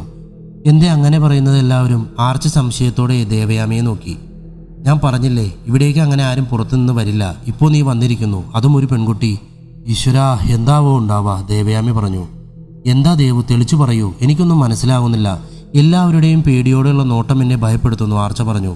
പറയാം ആർച്ചേ, അറിഞ്ഞു കഴിഞ്ഞാൽ പിന്നെ നീ ഇവിടെ നിന്നും പോകുമോ? ദേവയാമി ചോദിച്ചു.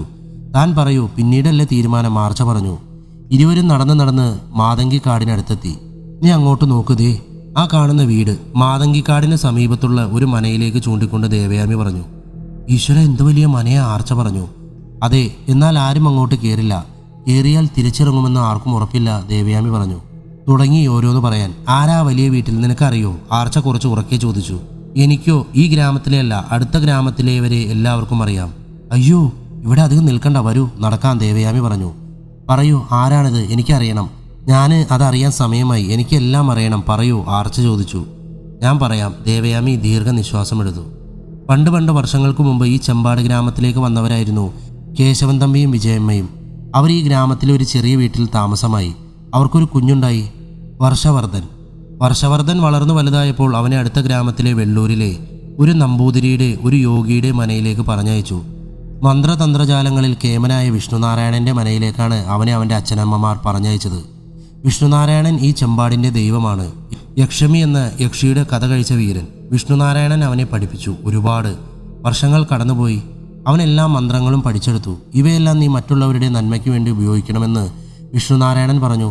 എന്നാൽ എല്ലാ മന്ത്രതന്ത്രങ്ങളും വിഷ്ണുനാരായണന്റെ കയ്യിൽ നിന്നും പഠിച്ചെടുത്ത് വർഷവർദ്ധൻ ഈ ശ്രേഷ്ഠമായ മന്ത്രങ്ങൾ മറ്റാർക്കും ഇനി പറഞ്ഞു കൊടുക്കാതിരിക്കാനായി വിഷ്ണുനാരായണന്റെ തലയെടുത്തു. വലിയ ചതി, ദേവയാമി പറഞ്ഞു നിർത്തി. ആർച്ചയുടെ കണ്ണുകൾ വിടർന്നു. ദ്രോഹി, അവൾ പറഞ്ഞു.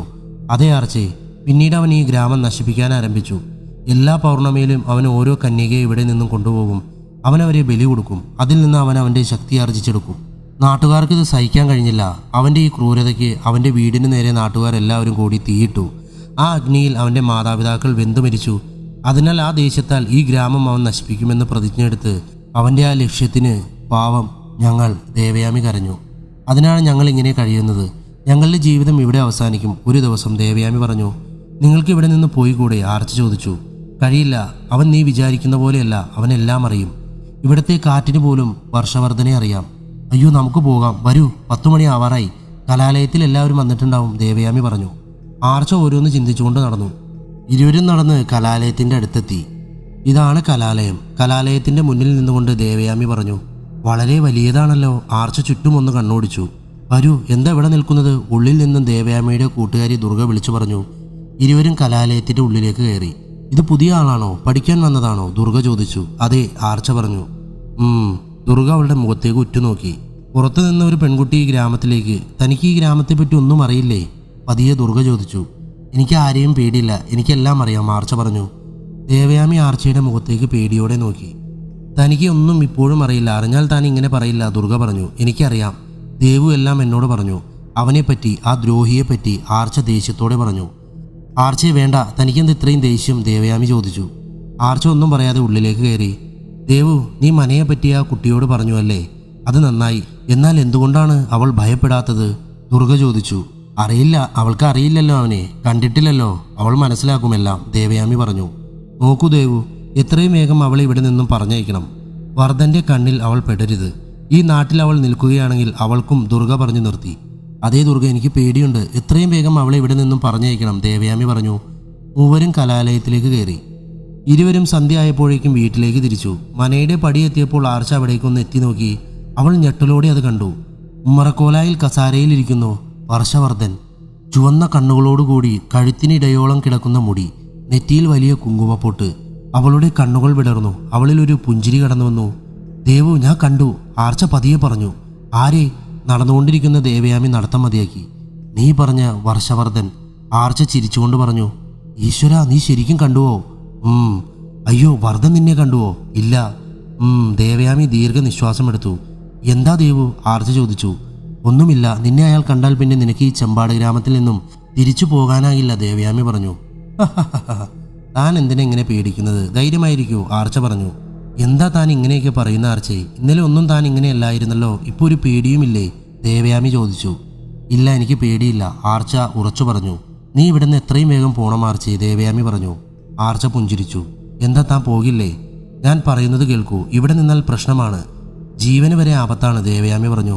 എനിക്കെന്തോ അങ്ങനെയൊന്നും പേടിയൊന്നും തോന്നുന്നില്ല. എൻ്റെ ദേവു, കുറച്ച് ദിവസങ്ങൾ ഞാനിവിടെ നിൽക്കും. എന്നെ ആരും ഒന്നും ചെയ്യില്ല, ആർച്ച പറഞ്ഞുകൊണ്ട് നടന്നു. പുറകിൽ പേടിയോടെ ദേവയാമിയും. ഇരുവരും വീടെത്തി. കുറച്ചു കഴിഞ്ഞപ്പോൾ ആർച്ച ഉമ്മറത്തേക്ക് ഇറങ്ങി. സമയം 7 മണി ആവാറായിരുന്നു. ഉമ്മറത്തെ കസാരയിലിരുന്ന് വിദൂരത്തേക്ക് നോക്കി അവൾ അങ്ങനെ ഇരുന്നു.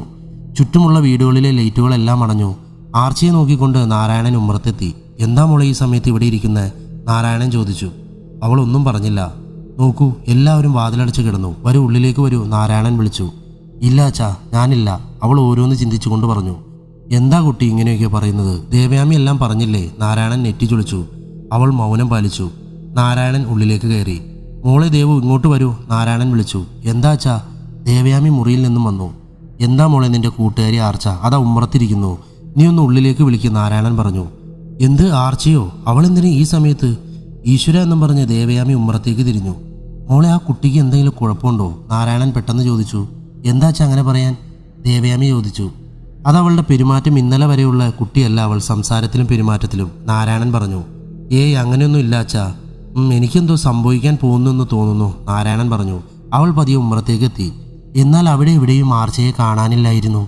അച്ഛാ ഓടി വരൂ, നാരായണൻ പേടിയോടെ ഓടി വന്നു. എന്താ മോളെ? നാരായണൻ ചോദിച്ചു. അച്ഛാ ആർച്ചയെ ഇവിടെ കാണാനില്ല. നാരായണൻ ഞെട്ടി ചുറ്റും നോക്കി. അയ്യോ എവിടെയാ കുട്ടി? എൻ്റെ ഈശ്വര! നാരായണൻ ഉമ്മറത്ത് നിന്ന് മുറ്റത്തേക്ക് ഇറങ്ങി. ആർച്ചേ, ആർച്ചേ, ദേവയാമി ഉറക്കി വിളിച്ചു. മോളെ ഒരു കാര്യമെന്ന് വിളിച്ച് നാരായണൻ ഉള്ളിലേക്ക് വേഗത്തിൽ കയറി. എന്താ അച്ഛാ? പുറകെ ദേവയാമിയും ഉള്ളിലേക്ക് കയറി. നാരായണൻ വേഗം തൻ്റെ മുറിയിലേക്ക് പോയി. എന്താ നാരായണേട്ടാ? ദേവി സംശയത്തോട് ചോദിച്ചു. ആ കുട്ടിയെ കാണാനില്ല, നാരായണൻ പറഞ്ഞു. എന്ത്? എൻ്റെ ഈശ്വര, ഈ രാത്രി ഈ കുട്ടി ഇത് എവിടേക്ക് പോയി? നാരായണൻ ചുവരിലെ കലണ്ടർ നോക്കി. മോളെ നാളെ പൗർണമിയാണല്ലോ. ഈശ്വര, ചതിച്ചോ ദൈവമേ, നാരായണൻ ഉറക്കെ പറഞ്ഞു. അയ്യോ ഇല്ല, ആർച്ചയെ വർദ്ധൻ ഇല്ല. ദേവയാമിയുടെ കണ്ണുകൾ നിറഞ്ഞു. ഞാൻ നിന്നോട് പറഞ്ഞതല്ലേ മോളെ ശ്രദ്ധിക്കണമെന്ന്? നീയാണ് അവളെ കൊലയ്ക്ക് കൊടുത്തത്. നീ അവളെ ഇങ്ങോട്ട് കൊണ്ടുവരരുതായിരുന്നു. നീയാണ് ആ കുഞ്ഞിൻ്റെ മരണത്തിന് ഉത്തരവാദി, നാരായണൻ പറഞ്ഞു. അച്ഛ അങ്ങനെ പറയരുത്, അവൾക്കൊന്നും പറ്റില്ല, അവൾക്കൊന്നിനും ഭയമില്ല എന്ന് എന്നോട് പറഞ്ഞിരുന്നു. എനിക്കൊന്നും മനസ്സിലാവുന്നില്ല, ദേവയാമി പറഞ്ഞു. ഞാനൊന്ന് നോക്കിയിട്ട് വരാം, ചിലപ്പോൾ അവൾ ഇവിടെ എവിടെയെങ്കിലും തന്നെ ഉണ്ടാവും എന്നും പറഞ്ഞ് നാരായണൻ മുറ്റത്തേക്ക് ഇറങ്ങി. അയ്യോ നാരായണേട്ടാ പോകണ്ട, എനിക്ക് പേടിയാവുന്നു, ദേവി വിഷമത്തോടെ പറഞ്ഞു. നീ ധൈര്യമായിരിക്കൂ, ഞാൻ വേഗം വരാം, നാരായണൻ പറഞ്ഞു. അച്ഛാ നിൽക്കൂ, ഞാനും ഉണ്ട്, ദേവയാമി പറഞ്ഞു. എന്ത്? വേണ്ട.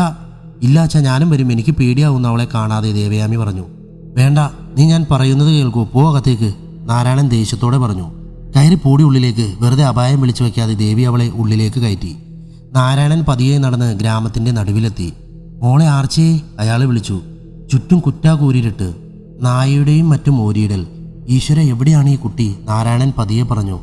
നാരായണൻ മാതങ്കിക്കാടിൻ്റെ അവിടെ എത്തി. വർഷവർദ്ധൻ്റെ മനയിൽ നിന്നും വെളിച്ചം അയാളുടെ മുഖത്തേക്ക് അടിച്ചു. അവളെ വർദ്ധൻ പിടിച്ചു എന്ന് എനിക്ക് തോന്നുന്നു, നാരായണൻ പതിയെ പറഞ്ഞു. പെട്ടെന്നാണ് ഒരു ശബ്ദം നാരായണൻ കേട്ടത്. ഈശ്വര, അത് മാതങ്കിക്കാട്ടിൽ നിന്നാണല്ലോ, നാരായണൻ പറഞ്ഞു. മനസ്സിൽ നാമം ജപിച്ചുകൊണ്ട് നാരായണൻ പതിയെ നടന്ന് കാട്ടിലേക്ക് പ്രവേശിച്ചു. കുറച്ചു നടന്നപ്പോൾ നാരായണന്റെ കാലിൽ എന്തോ തടഞ്ഞു. അയാൾ തട്ടിത്തടഞ്ഞ് നിലത്തേക്ക് വീണു. എന്താ അത്? അയാൾ നിലത്ത് നിന്ന് എഴുന്നേൽക്കാൻ നോക്കി. നാരായണൻ പേടിയോടെ ചുറ്റിലും നോക്കി. പെട്ടെന്നാണ് നിലാവെളിച്ചത്തിൽ അയാളത് കണ്ടത്. നിലത്ത് ബോധമില്ലാതെ കിടക്കുകയായിരുന്നു ആർച്ച. മോളെ എഴുന്നേൽക്കും മോളെ, നാരായണൻ അവളെ തട്ടി വിളിച്ചു. അവൾ പെട്ടെന്ന് തൻ്റെ കണ്ണുകൾ തുറന്നു. ദേവുവിൻ്റെ അച്ഛ, ആർച്ച പതിയെ വിളിച്ചു. എന്തു പണിയാ മോളെ നീ കാണിച്ചത്? എന്തിനാ നീ ഇങ്ങോട്ട് വന്നത്? നിനക്ക് എന്താ പറ്റിയത്? നാരായണൻ പേടിയോടെ ചോദിച്ചു. അവൾ പതിയെ എഴുന്നേറ്റു. ഞാൻ കണ്ടു, അവൾ പതറി. എന്ത് കണ്ടു? നാരായണൻ ചോദിച്ചു. അവൾ തൻ്റെ കൈവിരലുകൾ കാട്ടിനുള്ളിലേക്ക് ചൂണ്ടി. അയാൾ ഞെട്ടിധരിച്ചുകൊണ്ട് നിന്നു. കാട്ടിനുള്ളിൽ കത്തിക്കൊണ്ടിരിക്കുന്ന അഗ്നിശയ്യ, അതിനു ചുറ്റുമിരിക്കുന്ന 2 യുവതികൾ, കൂടെ വർഷവർദ്ധനും. മോളെ ഇവിടെ നിൽക്കണ്ട, വരൂ, വേഗം വരൂ, നമുക്ക് പോകാം, നാരായണൻ വേഗത്തിൽ പറഞ്ഞു. ഇരുവരും പതിയെ നടന്നു. നിന്നെ കാണാതെ എല്ലാവരും പേടിച്ചിരിക്കുകയാണ്. നീ എന്തിനാണ് ഈ രാത്രിയിൽ ഇങ്ങോട്ട് വന്നത്? ആർച്ച ഒന്നും പറയാതെ മുൻപോട്ട് നടന്നു. അവളുടെ കണ്ണുകൾ ചുവന്നു വന്നു. എന്തിനാണ് അവൻ ഇങ്ങനെയെല്ലാം ചെയ്യുന്നത് അച്ഛാ? ആർച്ച നാരായണനോട് ചോദിച്ചു. നാളെ പൗർണമിയാണ് മോളെ. അവൻ നാളെ ശക്തി ആർജിക്കുന്ന ദിവസം. അവനെ എതിർക്കാൻ ആർക്കും തന്നെ കഴിയില്ല. നമുക്ക് എത്രയും വേഗം ഇവിടെ നിന്നും പോകാം, നാരായണൻ പറഞ്ഞു. ആർച്ചയുടെ കണ്ണുകൾ നിറഞ്ഞു. ഇരുവരും വീടെത്തി. എന്താ മോളെ, എന്താ കണ്ണുകൾ ചുവന്നിരിക്കുന്നത്? നാരായണൻ ചോദിച്ചു. അവൻ്റെ ഈ ദ്രോഹങ്ങൾ കാണുമ്പോൾ എനിക്ക് സഹിക്കാൻ കഴിയുന്നില്ല, ആർച്ച പറഞ്ഞു. ഇത്രയും ഞാൻ ഞങ്ങൾക്കില്ലാത്ത ധൈര്യം നിനക്ക് എങ്ങനെ കിട്ടി? വേണ്ട മോളെ വേണ്ട, മനസ്സിൽ അങ്ങനെയുള്ള ഒന്നും ചിന്തിക്കണ്ട, നാരായണൻ പറഞ്ഞു. അപ്പോഴേക്കും ഉള്ളിൽ നിന്നും ദേവിയും ദേവയാമിയും വന്നു. എന്താ ആർച്ചേ, താൻ എവിടെയായിരുന്നു? ഇത്രയും നേരം ഞങ്ങൾ ആകെ പേടിച്ചുപോയി, ദേവയാമി ചോദിച്ചു. നോക്കുകുട്ടി, ഇതൊന്നും ഇവിടെ നടക്കില്ല. തനിക്ക് തോന്നുന്നത് പോലെ ഈ ഗ്രാമത്തിൽ ജീവിക്കാൻ കഴിയില്ല. നിനക്കറിയില്ലേ ഇപ്പോഴും? ദേവി ദേഷ്യത്തോടെ പറഞ്ഞു. ഞാനിപ്പോൾ പോയതുകൊണ്ട് രക്ഷപ്പെട്ടു. നമ്മുടെ മാതങ്കിക്കാട്ടിൽ ബോധം കെട്ട് കിടക്കുകയായിരുന്നവൾ, നാരായണൻ പറഞ്ഞു. എന്ത്? ഈശ്വര, ഈ കുട്ടിക്ക് ഇതെന്താ? എന്തിനാ താൻ അവിടേക്ക് എന്തിനാ പോയത്? ദേവി ചോദിച്ചു. നിങ്ങൾ പറയുന്നത് പോലെ രാത്രിയിൽ ഈ ഗ്രാമത്തിൽ എന്തു സംഭവിക്കുന്നു? എന്തിനാണ് ഇവിടെയുള്ളവർ പേടിക്കുന്നത് എന്നറിയാൻ ഞാൻ ആ മനയിലേക്ക് പോയി, ആർച്ച പറഞ്ഞു. ഈശ്വര, വർഷവർദ്ധൻ്റെ മനയിലേക്കോ? ദേവയാമി ഞെട്ടിക്കൊണ്ട് ചോദിച്ചു. പോയില്ല, കാടിനവിടെ നിന്ന് കാട്ടിനുള്ളിൽ പറഞ്ഞുകൊണ്ടിരുന്നപ്പോൾ ആർച്ചയെ നാരായണൻ തടഞ്ഞു. എല്ലാവരും ഉള്ളിലേക്ക് കയറൂ, മതി, സമയം വൈകി, നാരായണൻ പറഞ്ഞു. എല്ലാവരും ഉള്ളിലേക്ക് കയറി. നാരായണനും ദേവിയും കിടന്നു. ഏട്ടാ, നമുക്ക് നാളെ തന്നെ ആ കുട്ടിയെ ഇവിടെ നിന്ന് പറഞ്ഞയക്കണം. അതെ, ഞാനും അത് ചിന്തിച്ചു. വെറുതെ ആ കുട്ടിയെ കൂടി അപകടത്തിൽപ്പെടുത്തണ്ട. അവൾക്കൊന്നും മനസ്സിലായിട്ടില്ല എന്ന് തോന്നുന്നു, നാരായണൻ പറഞ്ഞു. ഏട്ടാ, കുട്ടിക്ക് എന്തെങ്കിലും കുഴപ്പമുണ്ടാകുമോ? ചില നേരത്തെ സംസാരങ്ങൾ പോലും എനിക്കങ്ങനെ തോന്നാറുണ്ട്, ദേവി പറഞ്ഞു. എനിക്കും, നാരായണൻ പറഞ്ഞു. ഞാനൊന്ന് ചോദിക്കട്ടെ, എന്താ? സത്യത്തിൽ ആ കാട്ടിൽ വെച്ച് എന്താണ് അവൾ കണ്ടത്? നാരായണൻ ദേവിയെ ഒന്ന് നോക്കി.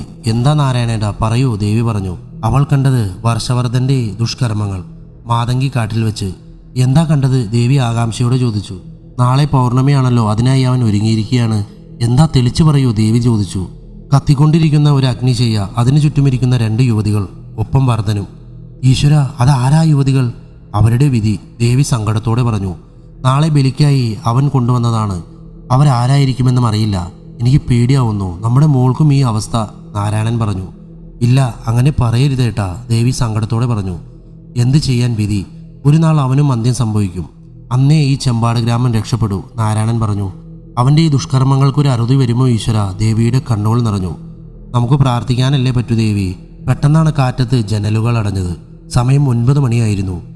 ദേവി, നീ ജനലടിച്ചില്ലേ? നാരായണൻ ചോദിച്ചു.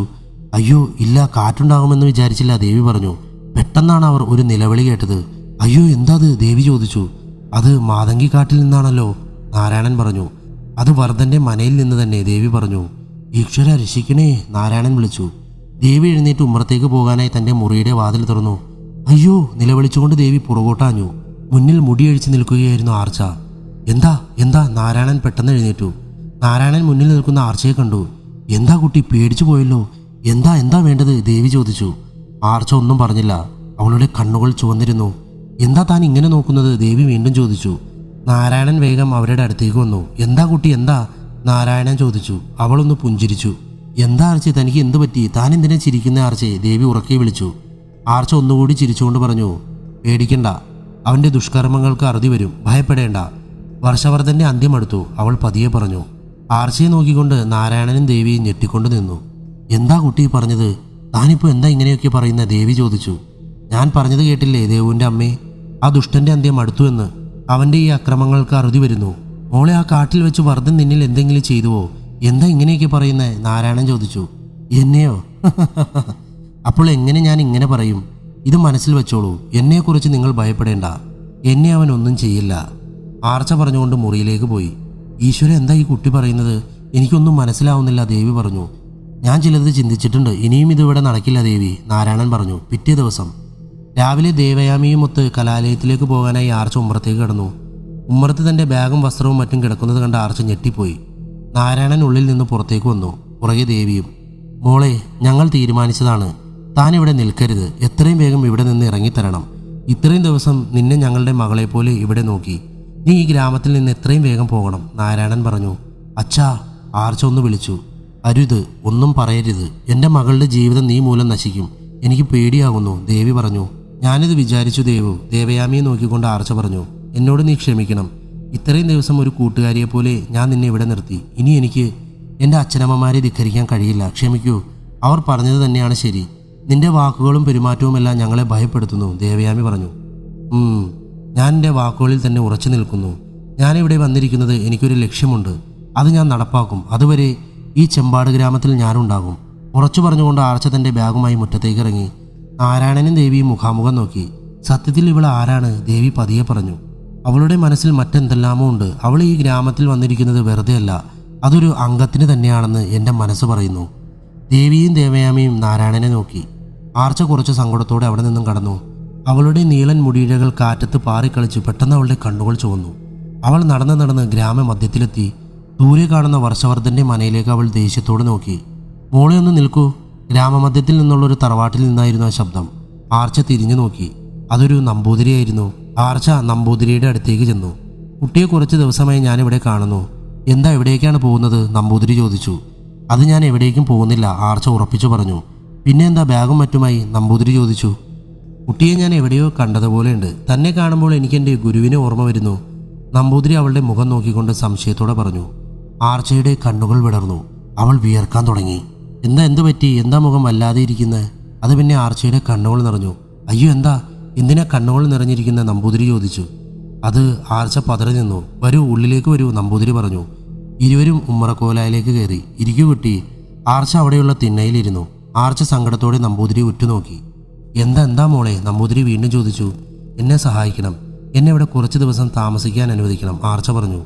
ഇത് കേട്ട് നമ്പൂതിരി നെറ്റി ചുളിച്ചു. പുറത്ത് സംസാരം കേട്ട് ഉള്ളിൽ നിന്ന് നമ്പൂതിരിയുടെ ഭാര്യ അംബുജം പുറത്തേക്ക് വന്നു. ഇതാരാ ഈ കുട്ടി? അംബുജൻ സംശയത്തോട് ചോദിച്ചു. നീ കാണാറില്ലേ, കുറച്ച് ദിവസമായില്ലേ ഈ കുട്ടി ഗ്രാമത്തിലേക്ക് വന്നിട്ട്?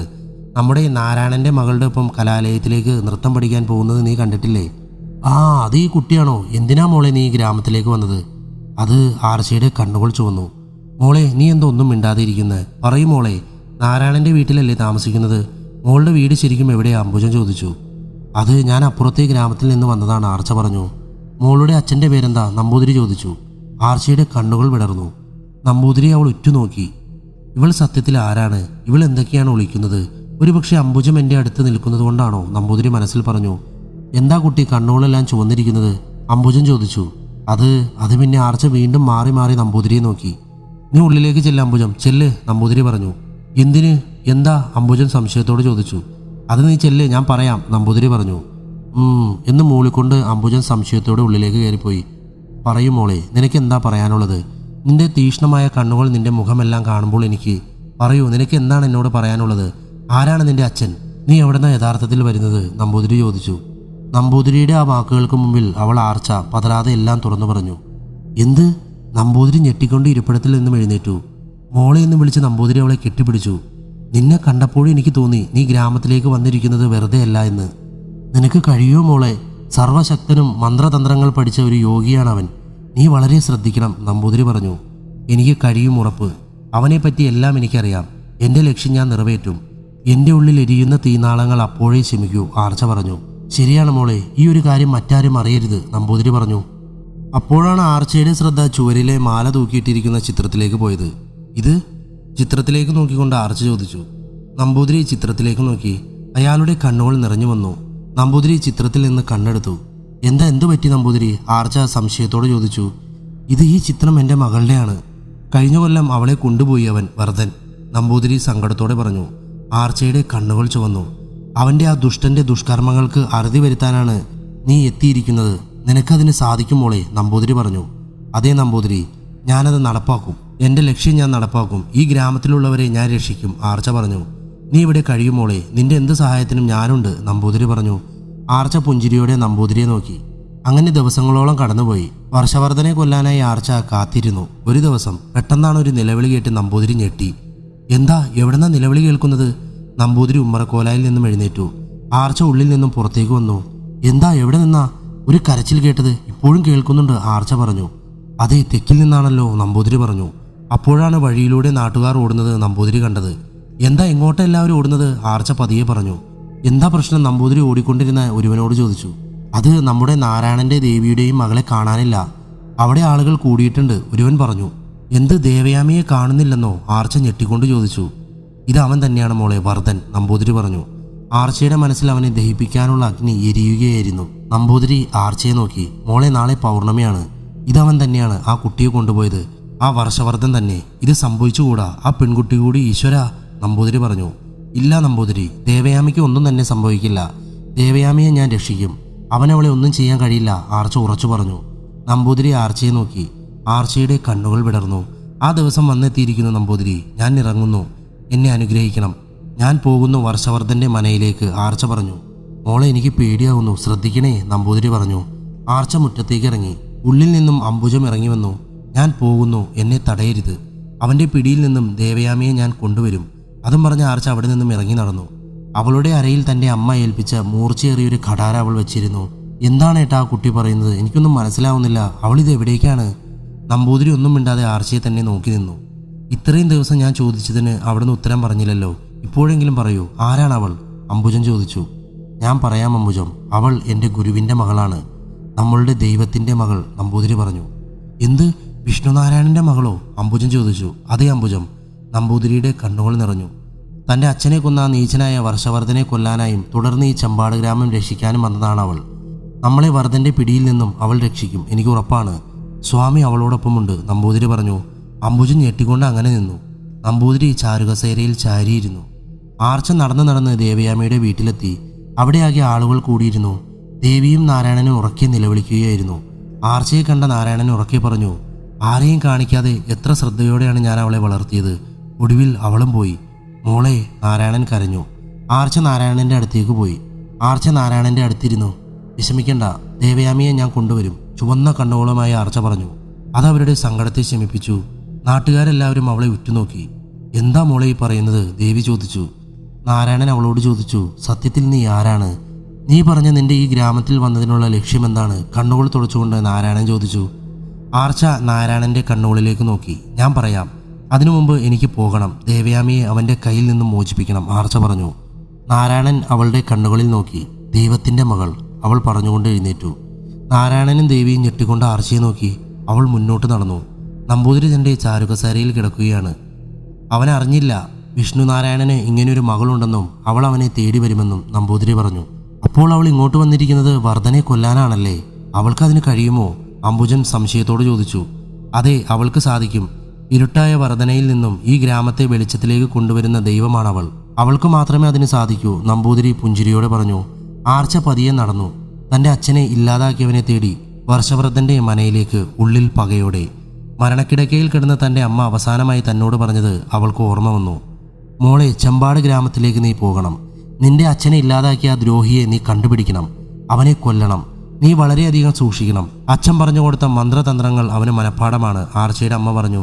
ഞാൻ ചെയ്യും അമ്മയെ. ആർച്ചയുടെ കണ്ണുകൾ ചുവന്നു. പൂജാമുറിയിലിരിക്കുന്ന അച്ഛൻ്റെ മന്ത്രങ്ങൾ എഴുതി വെച്ചിരിക്കുന്ന താളിയോലകൾ അമ്മ അവൾക്ക് കാണിച്ചു കൊടുത്തു. ആർച്ച അത് വായിച്ച് മനഃപ്പാടമാക്കി. അച്ഛൻ്റെ മൂർച്ചയുള്ള ഖടാരയുമായി അവൾ നടന്നു. ആർച്ച നടന്ന് വർഷവർദ്ധൻ്റെ മനയ്ക്ക് മുമ്പിലെത്തി. എൻ്റെ അമ്മയ്ക്ക് കൊടുത്ത വാക്ക് എനിക്ക് പാലിക്കണം. അവൻ്റെ തല അരിഞ്ഞെടുക്കണം, ആർച്ച പതിയെ പറഞ്ഞു. മനയുടെ വാതിലുള്ളിൽ നിന്ന് അടച്ചിരിക്കുകയായിരുന്നു. അയ്യോ, എന്നെ ഒന്നും ചെയ്യരുത്. പെട്ടെന്നാണ് അവിടെ ഒരു നിലവിളി മുഴങ്ങിയത്. അത് ദേവയാമിയാണല്ലോ, ആർച്ച മനസ്സിൽ പറഞ്ഞു. മനസ്സിൽ ധൈര്യമെടുത്തുകൊണ്ട് ആർച്ച വിളിച്ചു. ദേവു, എവിടെയാണ് നീ? കുറച്ചു സമയത്തിനകം ഉമ്മറവാതിൽ ശക്തമായി തുറക്കപ്പെട്ടു. മനയ്ക്ക് ചുറ്റും നിൽക്കുന്ന വൻമരങ്ങൾ കാറ്റത്ത് ആടിയുലയാൻ തുടങ്ങി. വാതിൽ തുറന്ന് വർഷവർദ്ധൻ പുറത്തേക്ക് വന്നു. കറുപ്പ് വസ്ത്രം ധരിച്ച ഒരു സന്യാസിയെ പോലെ തോന്നിപ്പിക്കുന്ന മുടി നീട്ടി വളർത്തിയ വർദ്ധൻ ഉള്ളിൽ നിന്നും പുറത്തേക്ക് വന്നു. അവൻ്റെ മുഖം ദേഷ്യത്താലായിരുന്നു. ആരാ, എന്താ വേണ്ടത്? വർദ്ധൻ ഉറക്കെ ചോദിച്ചു. നിങ്ങളാണോ? വർഷവർദ്ധൻ ആർച്ച ദേഷ്യത്തോട് ചോദിച്ചു. അതെ, നീ ആരാണ്? എന്ത് ധൈര്യത്തിലാണ് നീ ഇവിടേക്ക് കയറി വന്നത്? നീ ആരാ? ആർച്ച ഒന്നും പറയാതെ ദേഷ്യത്തോടെ മനയ്ക്കുള്ളിലേക്ക് കയറി വർദ്ധൻ്റെ മുമ്പിൽ ചെന്ന് നിന്നു. എന്ത് ധൈര്യത്തിലാണ് നീ എൻ്റെ മുമ്പിൽ നിൽക്കുന്നത്? നിനക്കറിയുമോ ഞാൻ ആരാണെന്ന്? വർദ്ധൻ ദേഷ്യത്തോട് ചോദിച്ചു. ആർച്ചയെ ഇവിടെ നിന്നും പൊയ്ക്കോളൂ, ഉള്ളിൽ നിന്നും ദേവയാമി ഉറക്കെ വിളിച്ചു പറഞ്ഞു. ആർച്ച തൻ്റെ കണ്ണുകളടച്ച് അച്ഛൻ എഴുതി വച്ചിരിക്കുന്ന താളിയോലകളിലെ മന്ത്രങ്ങൾ നാവിൽ ഉരുവിട്ടു. അവളുടെ കണ്ണുകൾ ചുവന്നു വന്നു. ചീറിക്കൊണ്ട് വർദ്ധൻ്റെ നെഞ്ചിൽ അവൾ ആഞ്ഞു ചവിട്ടി. വർദ്ധൻ ദൂരെ ചെന്ന് വീണു. എടീ നീ! വർദ്ധൻ ഉറക്കെ വിളിച്ചുകൊണ്ട് അവിടെ നിന്ന് എഴുന്നേറ്റിരുന്നു. ആർച്ച വേഗം ഇവിടെ നിന്ന് പൊയ്ക്കോളൂ. ഉള്ളിൽ നിന്ന് ദേവയാമി കരഞ്ഞുകൊണ്ട് നിലവിളിച്ചു. ആർച്ച വേഗം ഉള്ളിലേക്ക് കടന്നു.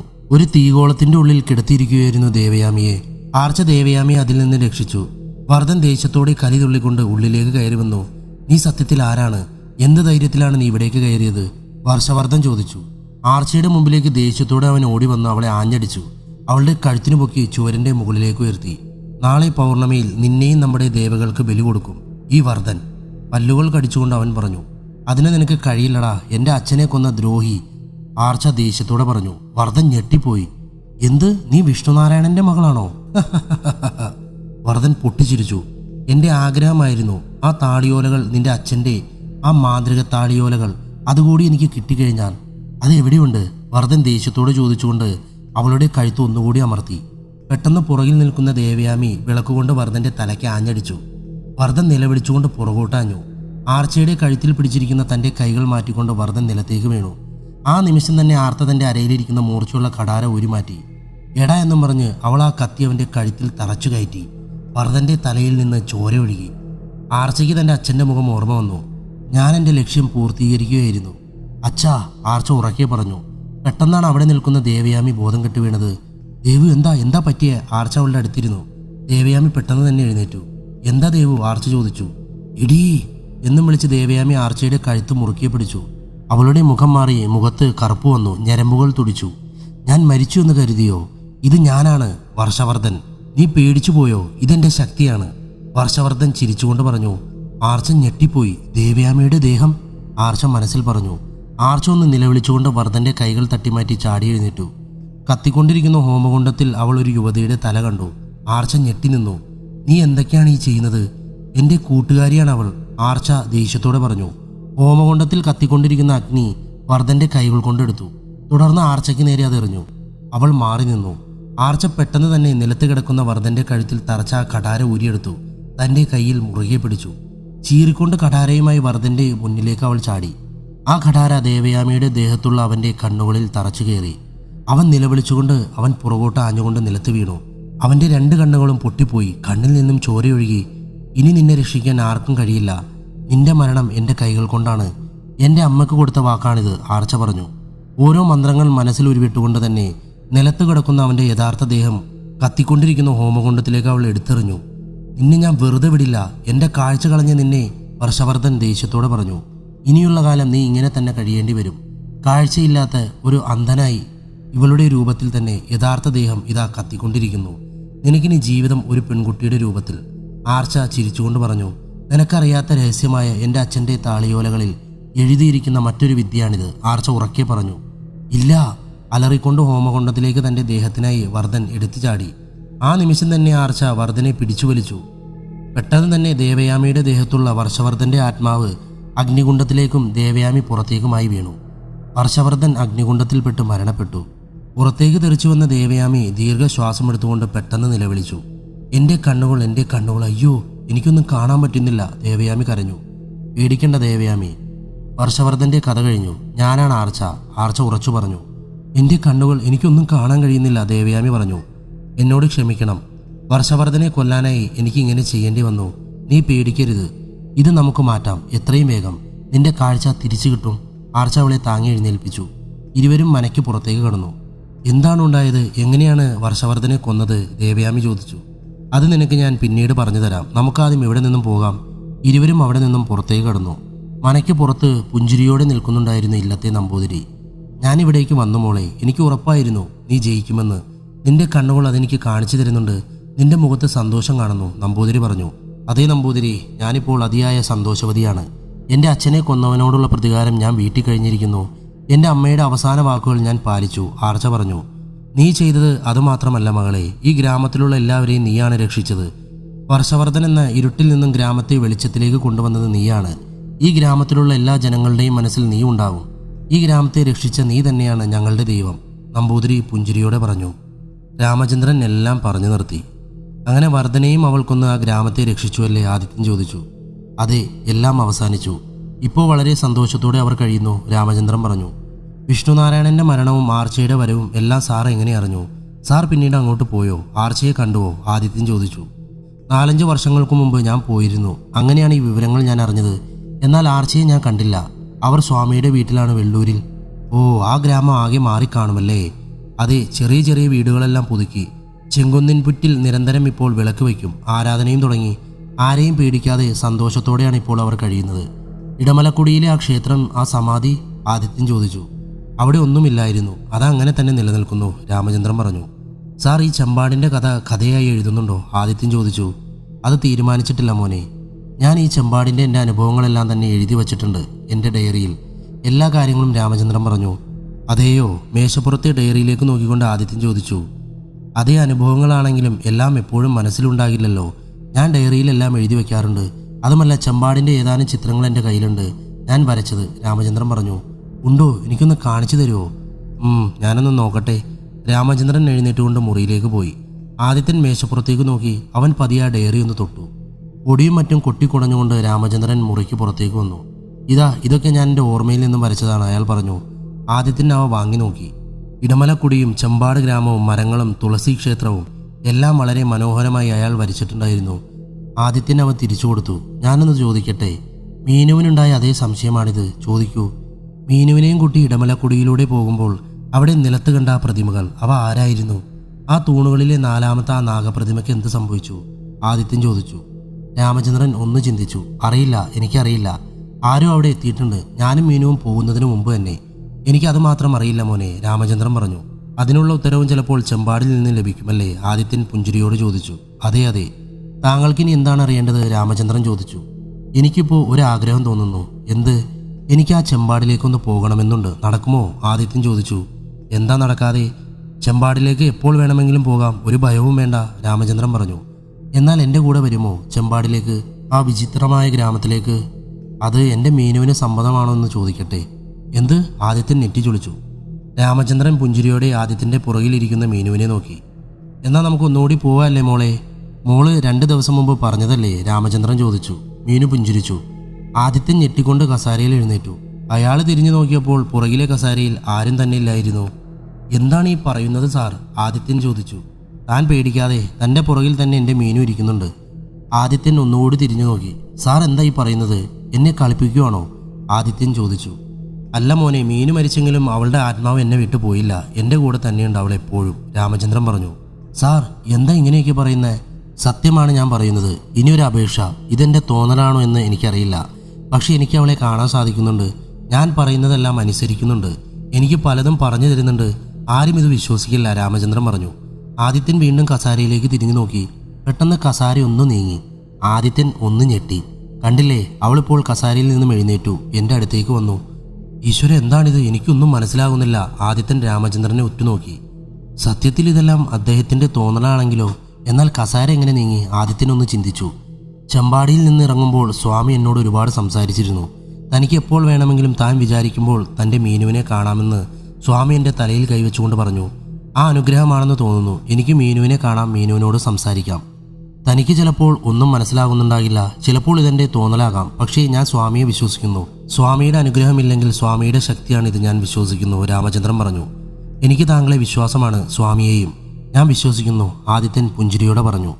രാമചന്ദ്രനും ആദിത്യനും മുഖാമുഖം നോക്കി അങ്ങനെ നിന്നു. നമുക്ക് പോകാം മോനെ, ചെമ്പാടിലേക്ക്. നാളെ തന്നെ. എന്തു പറയുന്നു? രാമചന്ദ്രൻ ചോദിച്ചു. വളരെ നന്ദി സാർ, നമുക്ക് പോകണം. ഞാൻ നാളെ തന്നെ വരാം, ആദിത്യൻ പുഞ്ചിരിയോടെ പറഞ്ഞു. നമുക്ക് ഒരുമിച്ച് പോകാം മുത്തച്ഛ, മീനു സന്തോഷത്തോടെ പറഞ്ഞു. രാമചന്ദ്രൻ പുഞ്ചിരിച്ചു. എന്നാൽ ഞാൻ വരട്ടെ? വളരെ നന്ദിയുണ്ട് സാർ, ഇത്രയും നേരം എനിക്ക് വേണ്ടി, ആദിത്യൻ പറഞ്ഞു.